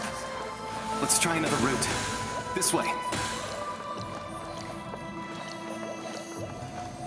Hold the line!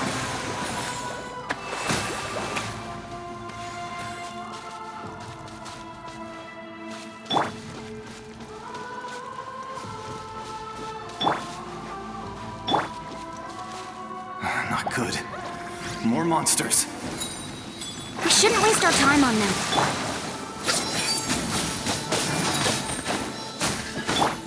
There is no escape! Allow me! Scatter! Pawn to oblivion!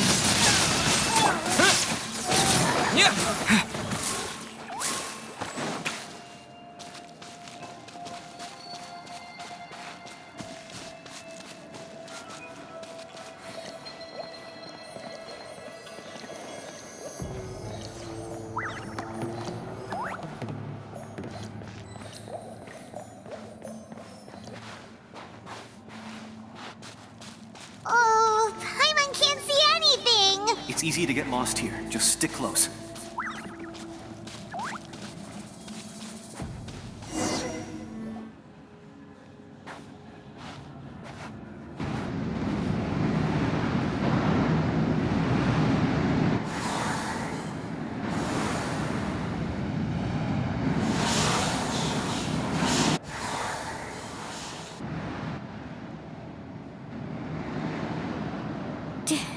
Did you hear that?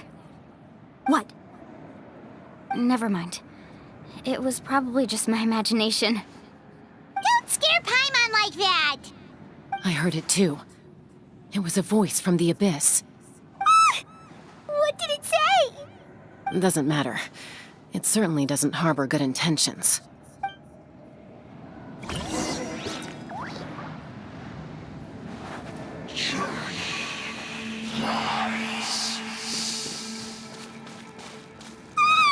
Paimon just heard it too! Let's keep going. Paimon wants to get out of this place!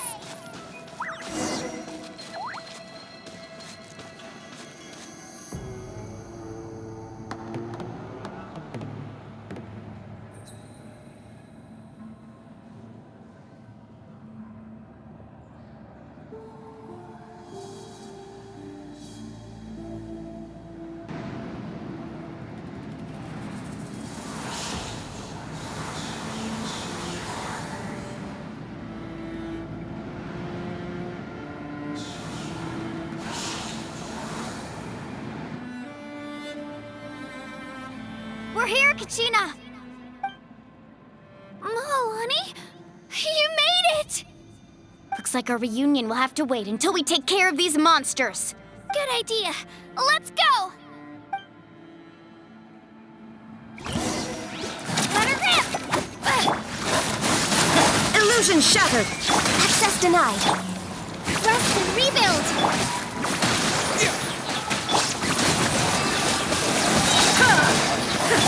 This is long overdue.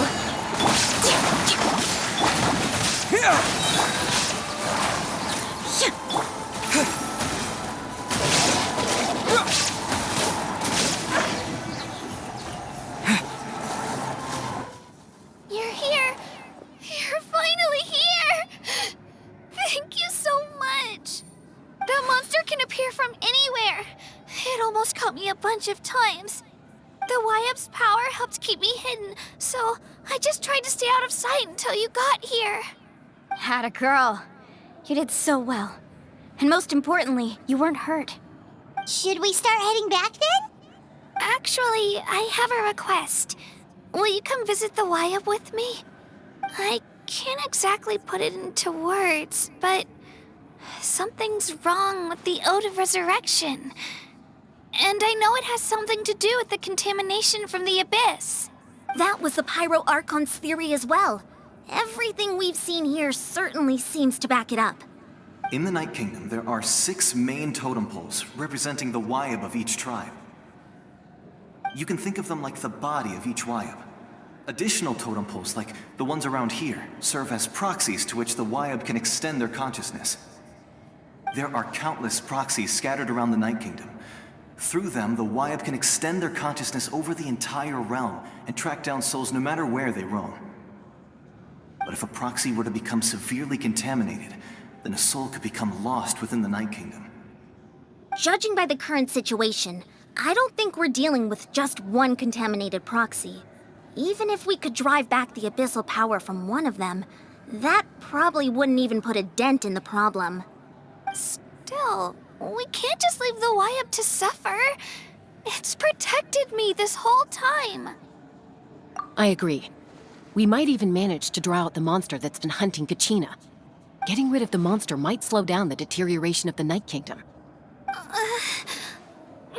Kachina? What's wrong?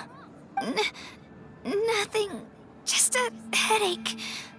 And that voice again, telling me to abandon the Wyup and leave this place.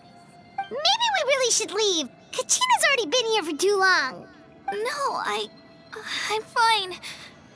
I don't plan on listening to that nonsense. I can hold on. Just up ahead. I'll lead the way. Besides, I can still fight, so please, help me out a little longer. Listen to me, Kachina. We'll come with you, but that's because we want to help the Wyup, not because we have something to prove. You don't have anything to prove either. It's okay if you reach your limit. We'll be there for you. All right, the sooner we get this done, the better. We've already come all this way, so we might as well try to get to the bottom of this. Let's go. I'll stay here and try to stall the Abyss monster. All by yourself? That's too dangerous. It's all right. I may not be as strong as that monster, but I'm definitely more familiar with the area. Besides, I don't have much time left. If you're anything like my friend, I'm sure you're not particularly fond of goodbyes. So go. Achieve your goal, and return to the world where you belong. Thank you for everything. You're a true hero. Thank you. No one fights alone.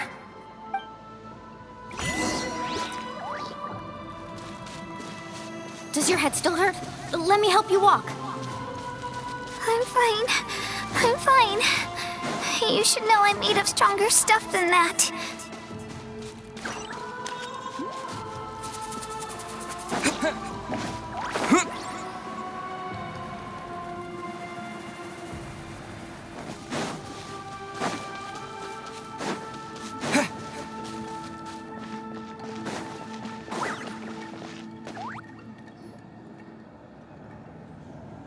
Wyup? Wyup! I'm back! My friends and I are here to heal you. Wyup, Can you hear me? Wyatt?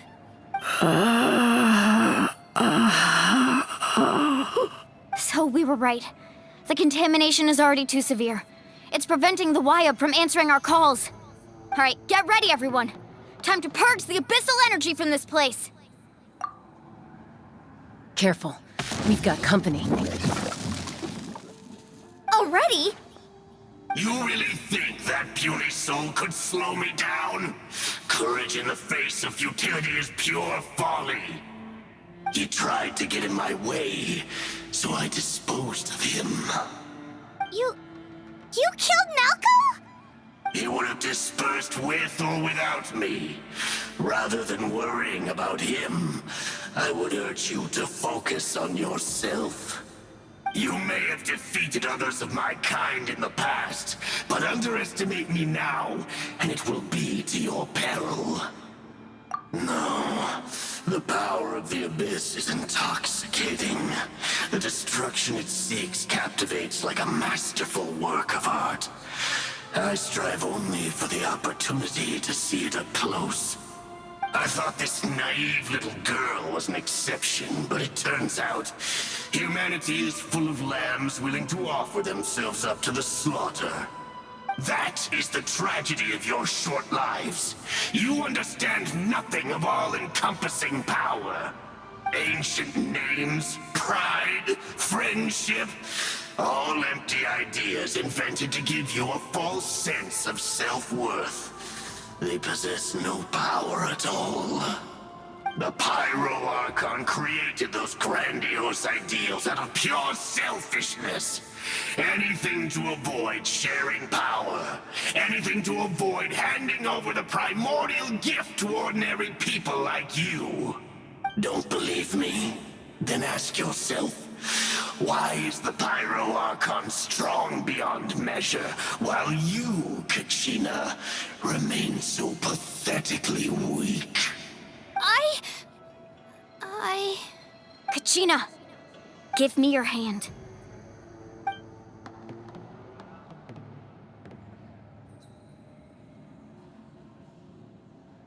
Feel that? I'm right here next to you. Thanks, Moalani. You're right. I have nothing to fear. Because I'm not alone anymore. You're right. Maybe comforting ideals don't have any power. But you also couldn't be more wrong. You've never had to work for your own strength, so you will never understand the true source of our power. What? The courage we have to stand before you and not back down? It comes from our friendship. The power lies not in the ideal itself, but in our commitment to upholding that ideal, and in our decision to stand together and fight! Well said! Let's go, Kachina. It shouldn't take more than 2 of us to handle an enemy like this. Sorry in advance, but you deserve what's coming to you! There aren't many in Natlan who can beat us when we're together. It's time he got a taste of that kind of power. From the ashes! Let's ride! Woohoo! Catching at the flames! Right here! Throwing down!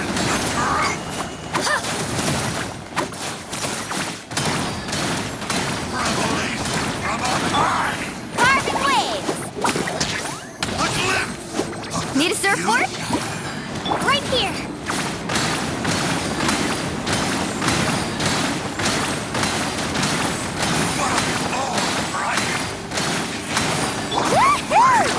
Amazing!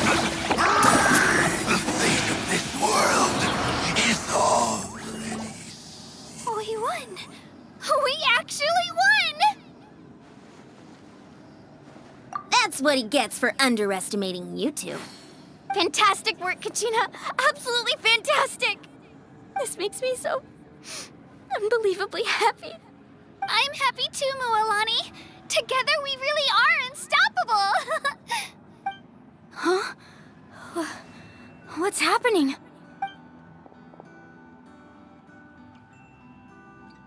My ancient name is glowing? But I thought I didn't bring it with me. It's probably a projection from the real world. But that doesn't explain why it's glowing all of a sudden. Wait, does that mean you're...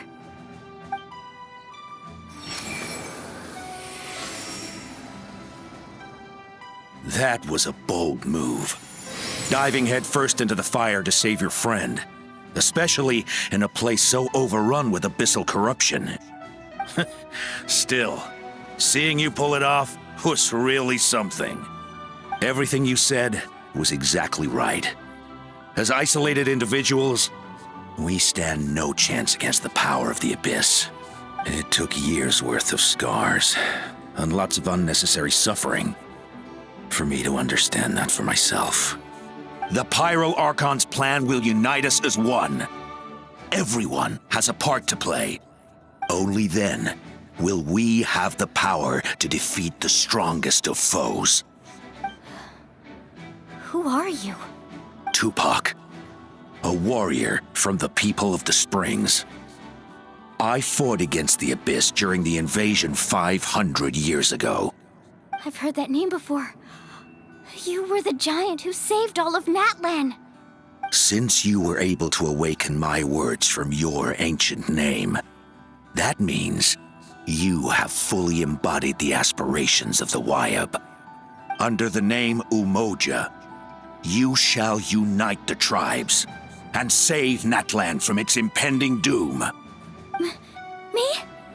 As long as blood still runs through your veins, even the tiniest spark of steel against stone can ignite a flame. Its blaze will become one with the gaze of all Natlan. Even amid everlasting darkness, our bonds remain eternal.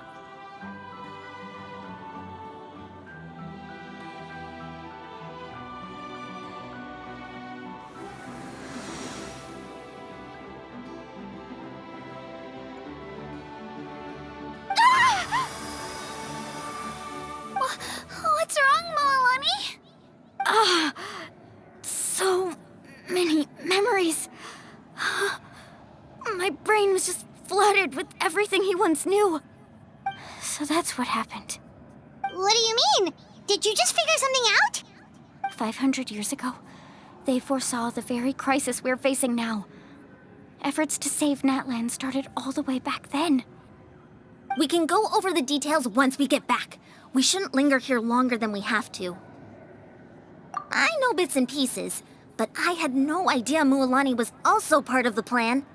This sounds like something that's going to need a lot of explaining. Let's focus on saving the Wyab first.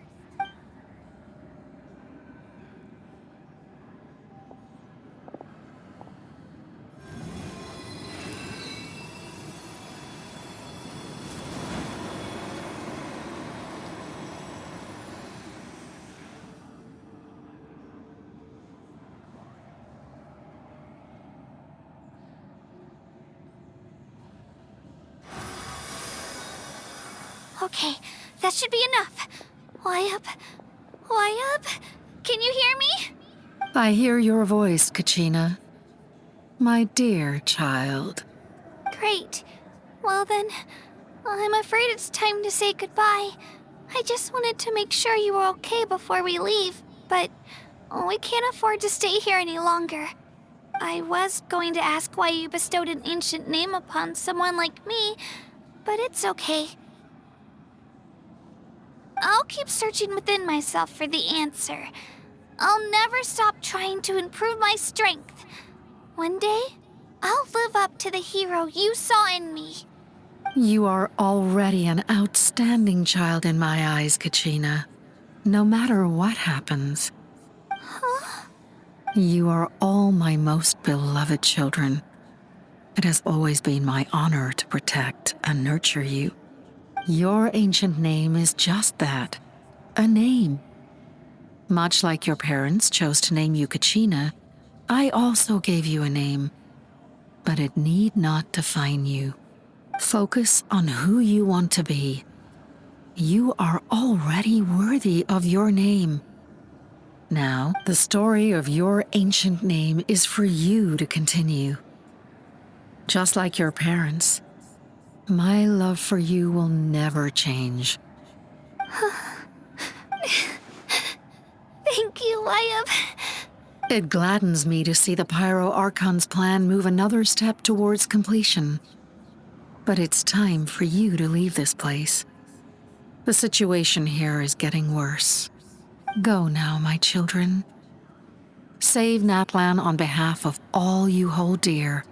I know we've never met before, Wyatt, but I just wanted to say thank you for encouraging Kachina. It was exactly what she needed to hear. Whoa! What's going on? An earthquake? We're out of time. It's the power of the Abyss. Quick, we need to run!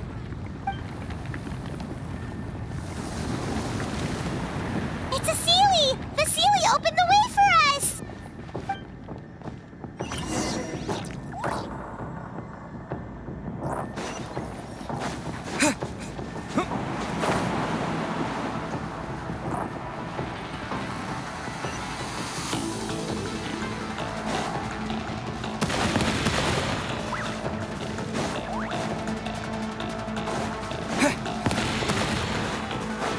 The opening in the sky! It's closing! We need to hurry, or we'll be stuck here!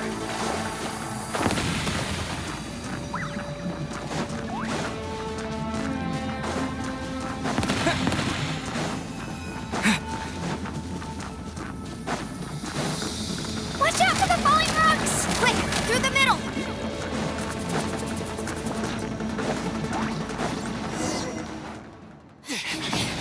Come on, faster!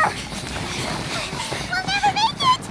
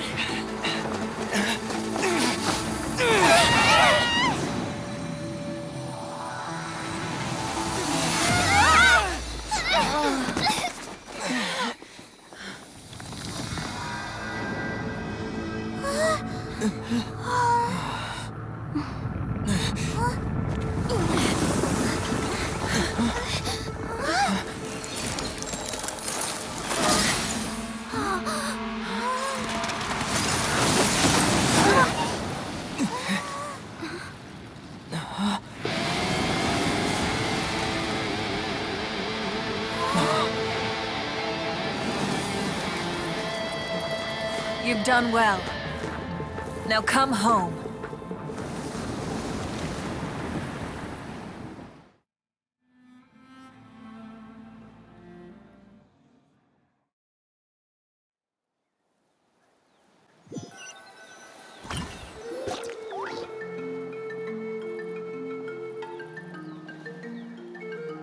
We're back!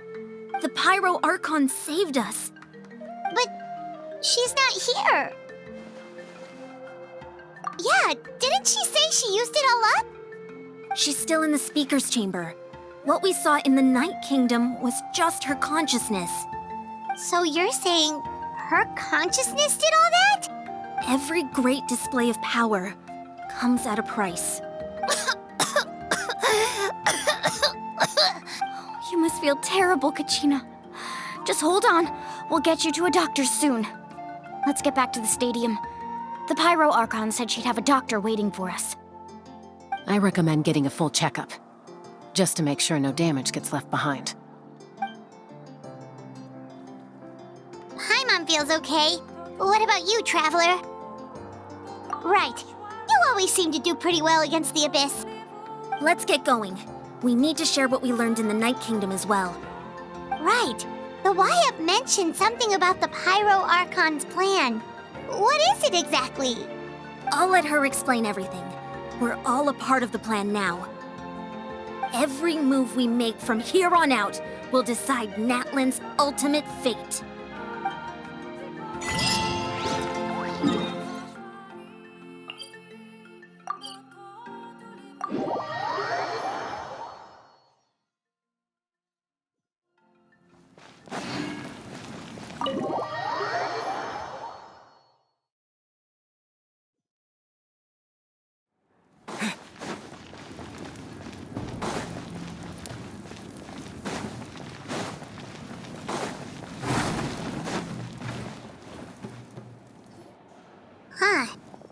a lot less stuff here than before. It's good to see you all here in one piece. I know you must have a lot of questions, but let Koichi check you over first.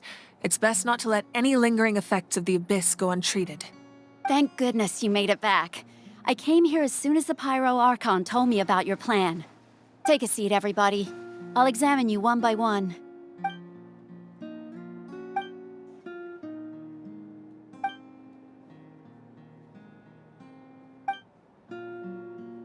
All right, that should do it for now. But just to be safe, I'll perform another checkup in a couple of days. I have to say, though, I've never seen anyone react to the Abyss like you, Traveler. It's like you're completely immune to its power. He always has been special like that. He can even purify its power. Wait, now that you mention it, Paimon doesn't think she's affected either. Given the current situation, that ability will likely play a great role in the events to come. Of course. I still have patients to see, so I'll head out. Thank you, Koichi. All right, all right. We might not see eye to eye, but we both had good intentions. Just give it time. I'm sure we'll figure things out between us one day. Yeah.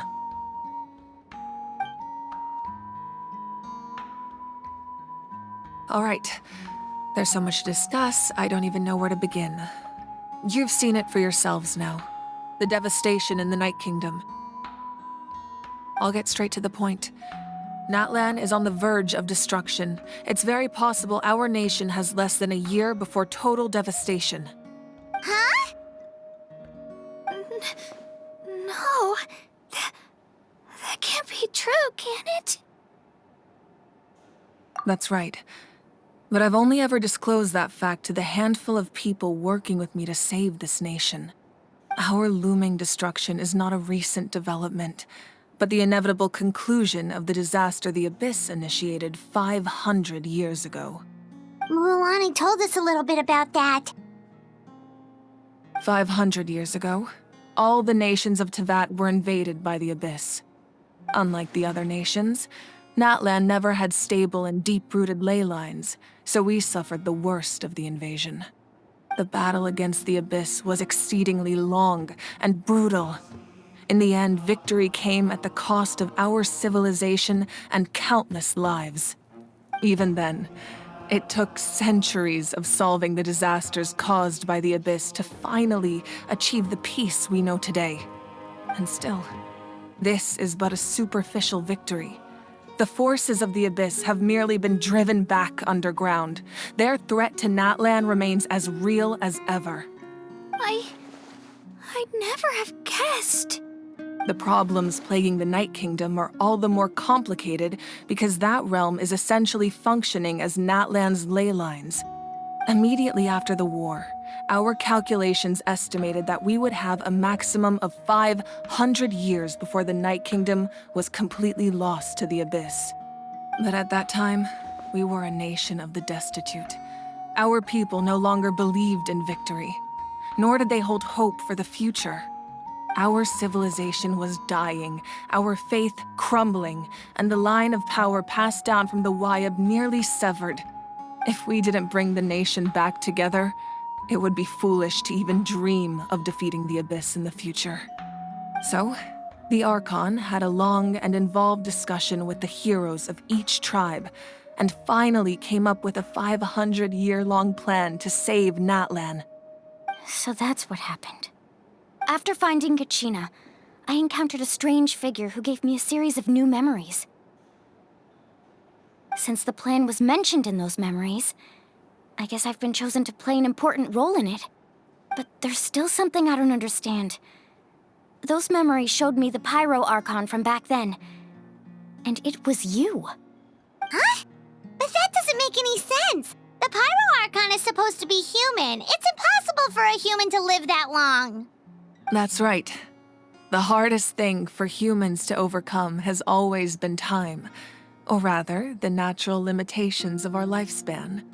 A god can extend a human's life by using a certain amount of divine power, or subjecting them to a curse. But, as we all know, Natlan doesn't have gods like that. We can only rely on our own methods. A human life is like a flame destined to be extinguished. 500 years ago, I placed my life within the sacred flame. Only by dying before my time could I have the chance to wake up again. So, in other words, this is your second life? Yes. We only managed to defeat the Abyss all those years ago because the tribes came together as one.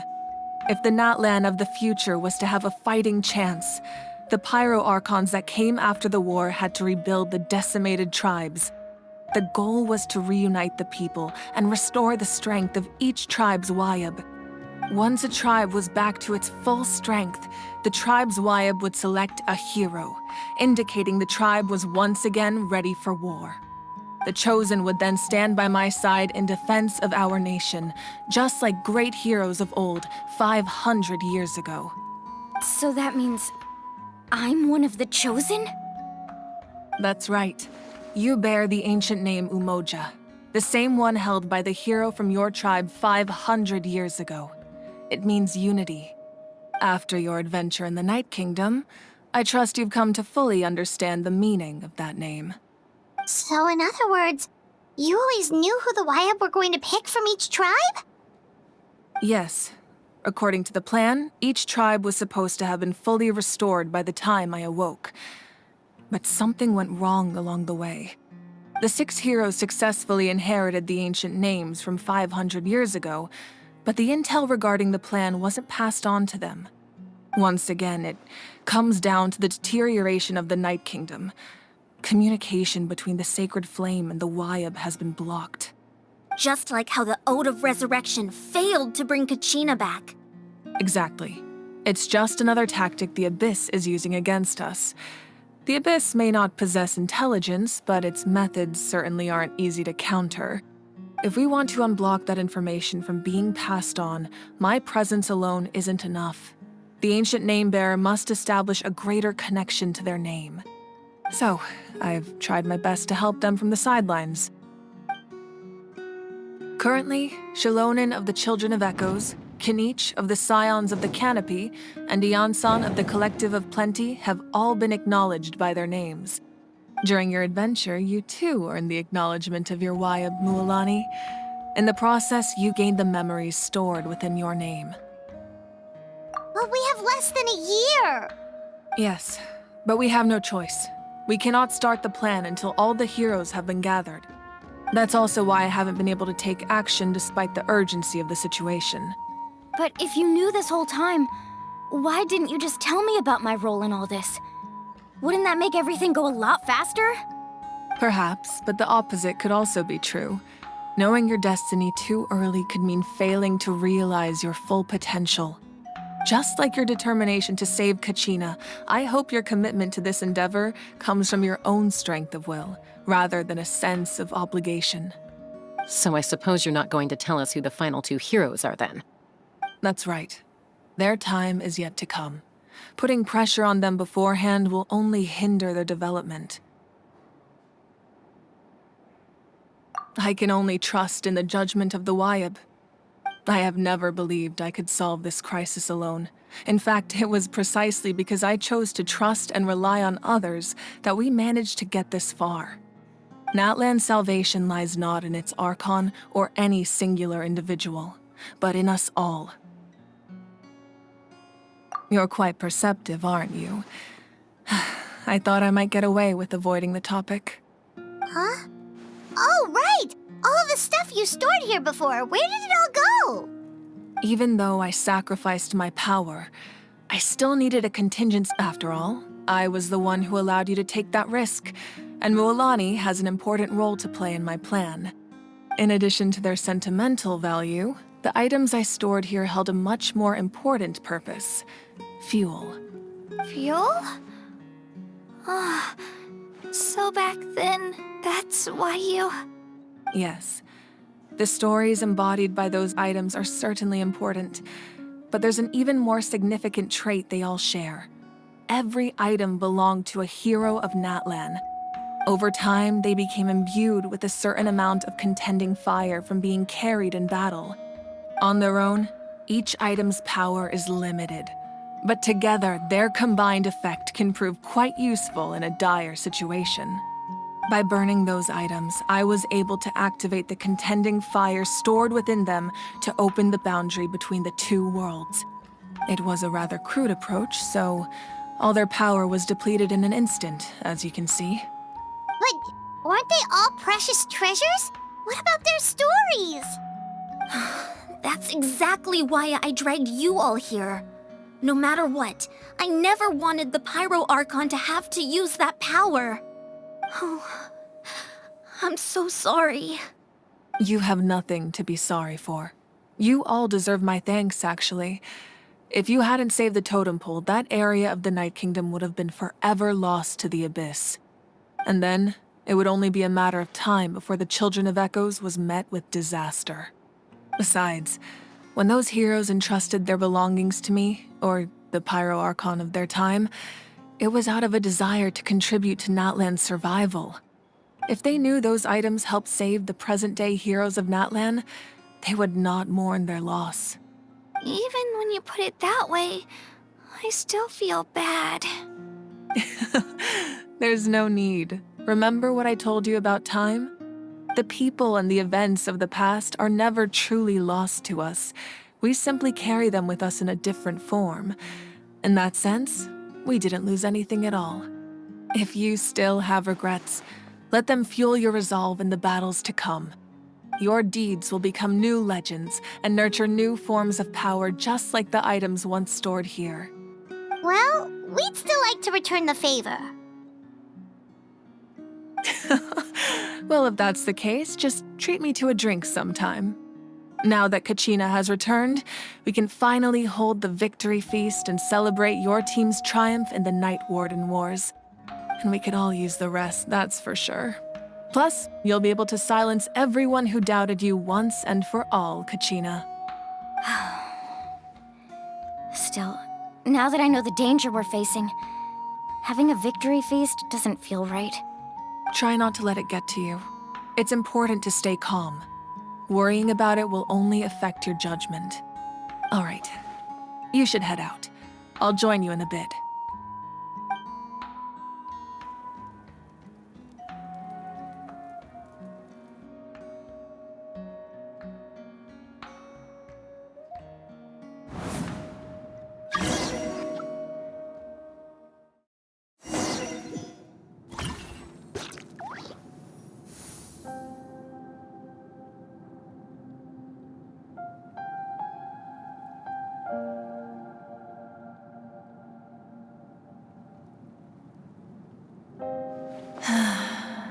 When I was young, I used to sit by the hot springs and listen to the stories of warriors from all over Natlan. They attract people from all walks of life. Friends come easy here, no matter what tribe you're from. The people of the springs have never claimed the hot springs as their own private property. They are there to bring all hot spring buddies together. It's been really nice seeing the children of my tribe get older. It's helped me gradually understand the true value of the springs. I've witnessed their energy, their determination, their absolute... even when they cause trouble, I never managed to hold on to my anger for long. It's unbelievable how quickly they worm their way back into my good graces. I'm certain Mualani will become a great warrior when she grows up. She possesses infinite potential. I can see it. One day, when I'm no longer in fighting form, I'll come here and tell stories to all the children, just like those warriors did for me.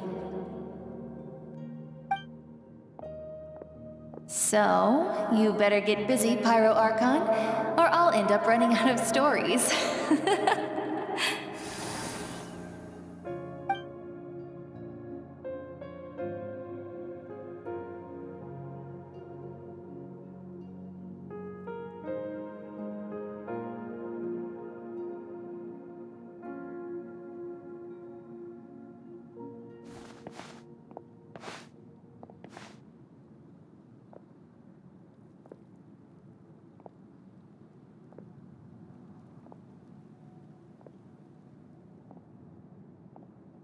Our nation is engulfed in darkness. Our tribes stand divided, and yet you promise victory in the distant future. The Abyss is a cunning enemy, one that I faced in battle many times. Were that not the case, I would never understand exercising this degree of caution. My rage will never know absolution, and my power will no longer aid you in victory. But you came to me because you knew you could convince me with just a single sentence. I understand your choice. The heroes of today will forge the path ahead with blood and fire. Just remember to earn us the victory we are owed. Otherwise, rest assured, I'll find a way to collect the debt. For Natlan.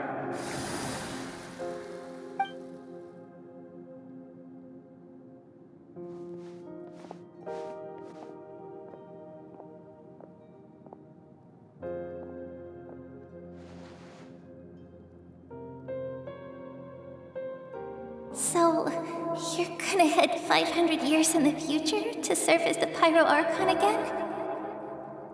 But what about the you from right now? You're just gonna die? You can't ask her those questions and expect her to answer, my dear.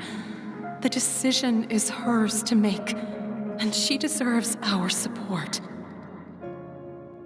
We will do everything we can to rebuild the tribes. Don't you worry. Even across time, we will all do our part to fight for Natlan's future. Yeah, Mom's right. We'll always believe in you, sis. Oh, seriously though, Dad should be here. Where is he? I imagine he didn't know what to say, so he chose not to come at all. Don't take it to heart, my dear. That's just who he is. Just remember, no matter what happens in the future, we will always love you.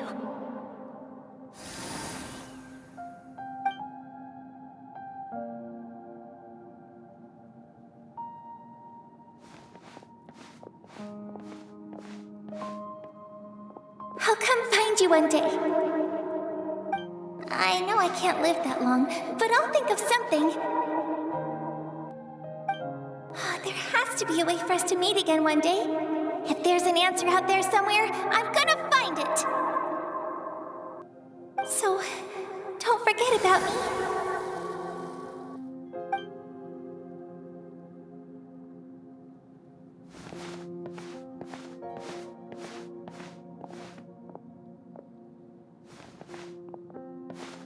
If that's your decision, then you have my full support, Archon. May our children live to see such a lovely son. For Natlan! No one fights alone.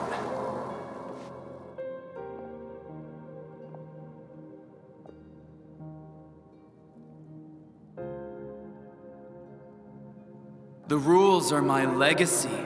They shall grant us the strength to overcome the next tragedy.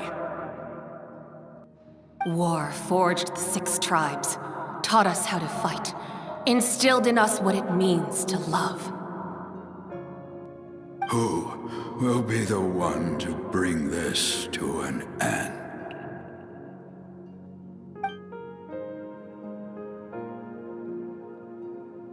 We are the inheritors of memory and legend.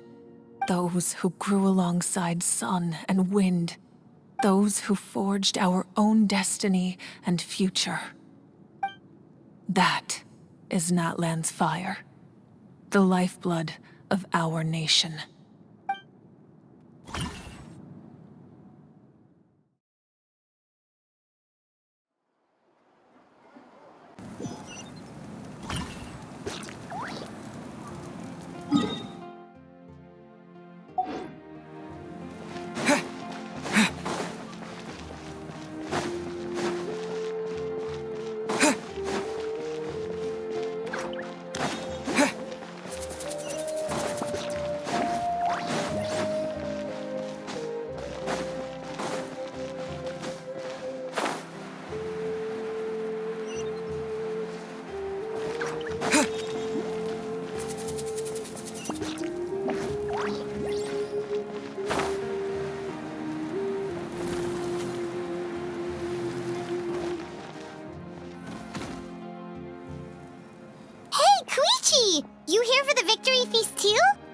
Oh, no. I knew Chaska would be here, so I just came to deliver some medicine.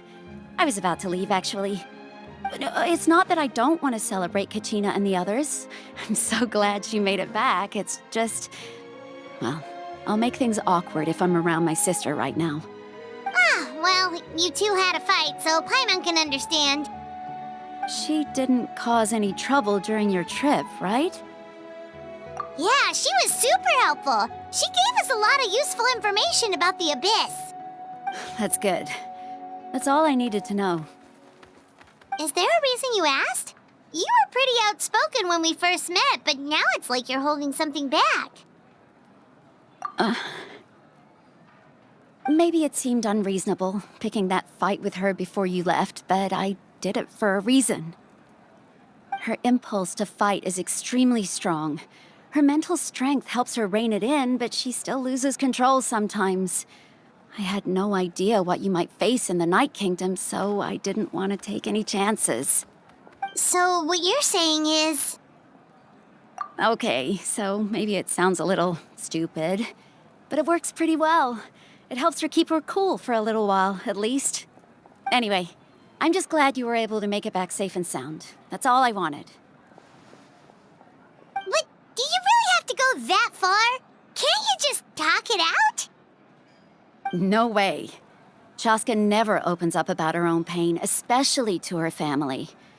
She can't learn about this, or it'll be even harder to help her. I appreciate the understanding, and don't worry. I'll find a way to help her ease this burden. Anyway, I need to get going. Enjoy the celebration. Oh, and if you ever need a doctor, you know who to find. Huh. Who would have thought there was a deeper reason behind their arguing? In the end, it's all the Abyss's fault. Paimon's had enough of them.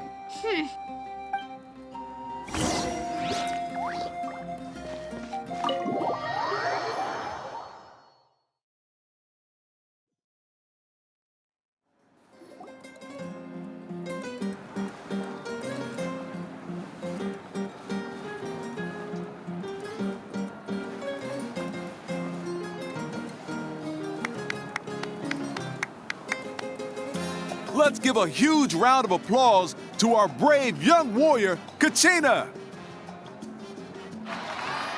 Woohoo! Well done, Kachina. Thank you, everyone. I'm so glad I finally made it. I always knew you could do it. With so much potential at your age, you have a great future ahead of you. You're one to talk. Don't think I didn't know you were the first person to abandon your team.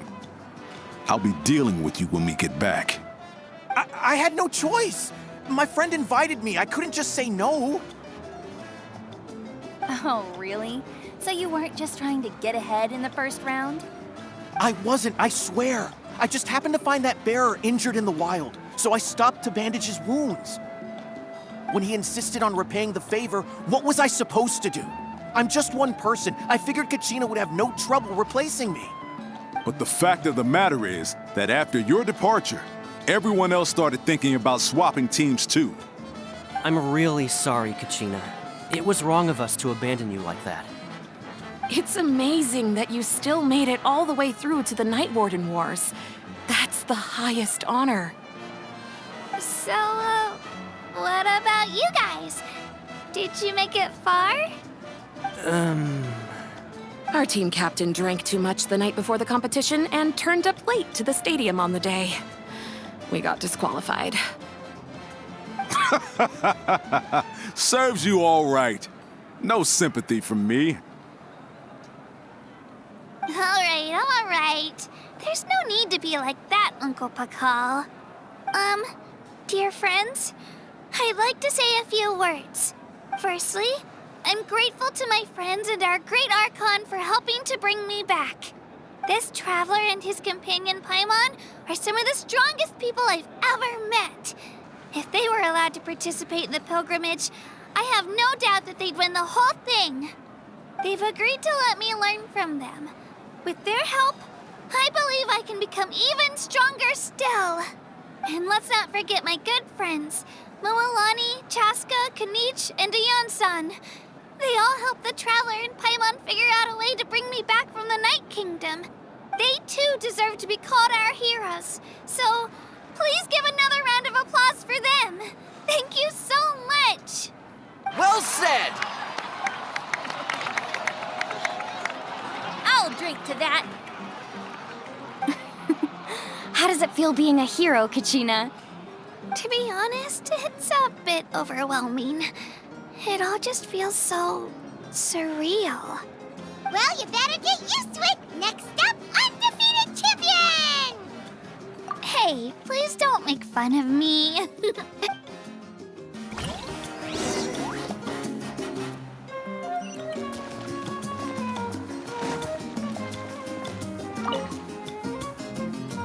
You're here. Have some fruit juice. I got it specially for you two. How did you know? That's Paimon's favorite! You look like you've still got questions. Ask away. Because they had their own lives to live. The thought of telling them, abandon your families and everyone you love, and come with me to the end of time, for in 500 years Natlan will be destroyed, it seemed too cruel. You could just as easily point out that everything in this world would come to an end eventually. But life is short. And beyond a point, it just doesn't seem real. Imagine if I said, let's leave right now and go save the sun because it'll flame out in a few million years. It would sound quite ridiculous. I couldn't make them shoulder that burden with me. Besides, every generation will have its heroes, this one included. The plan could still work without them. Or, of course, without me. But since I was the one who came up with the plan, I felt duty-bound to see it through to the end.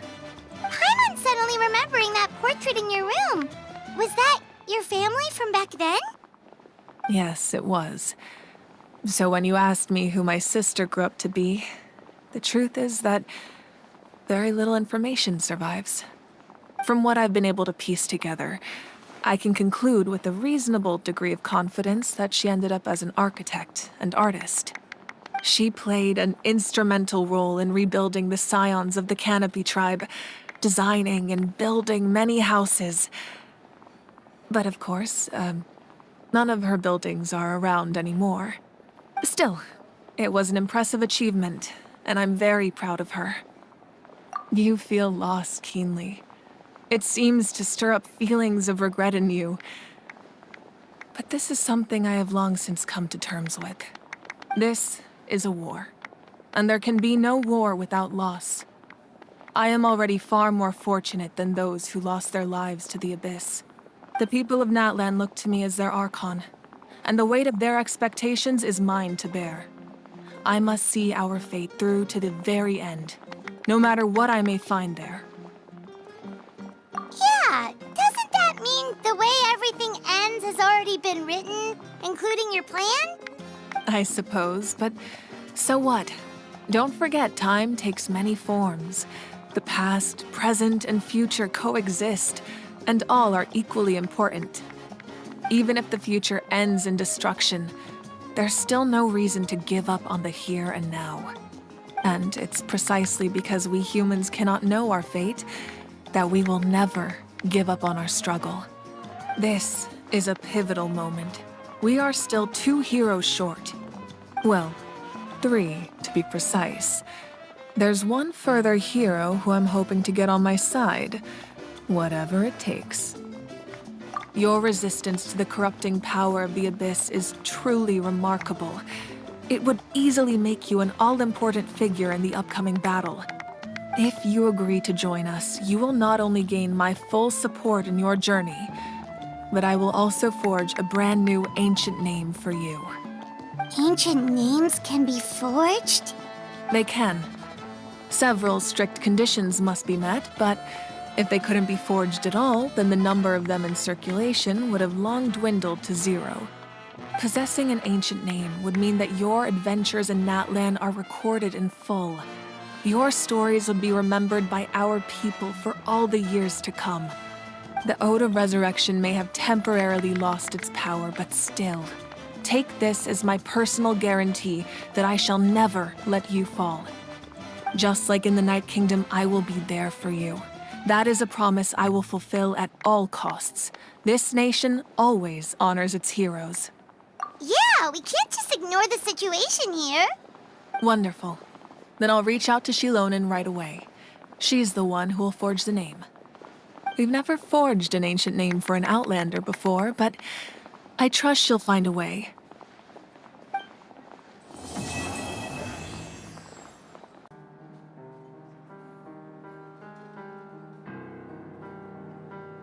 Although your injury complicates things, this is most certainly the opportune time to seize the Gnosis. Victory and defeat are rules, not outcomes. I have never taken advantage of an opponent in a time of weakness, and I don't intend to start now. As for you, I must confess, I did not expect that little trick of yours to save the day. No matter how dense the fog, as long as the sun remains, we cannot turn day into night. She could have dispelled it. She simply chose not to. You don't have much time, and you're injured on top of that. What do you plan to do next? I'm beginning to see just how useful you may turn out to be. You heard something from here, didn't you?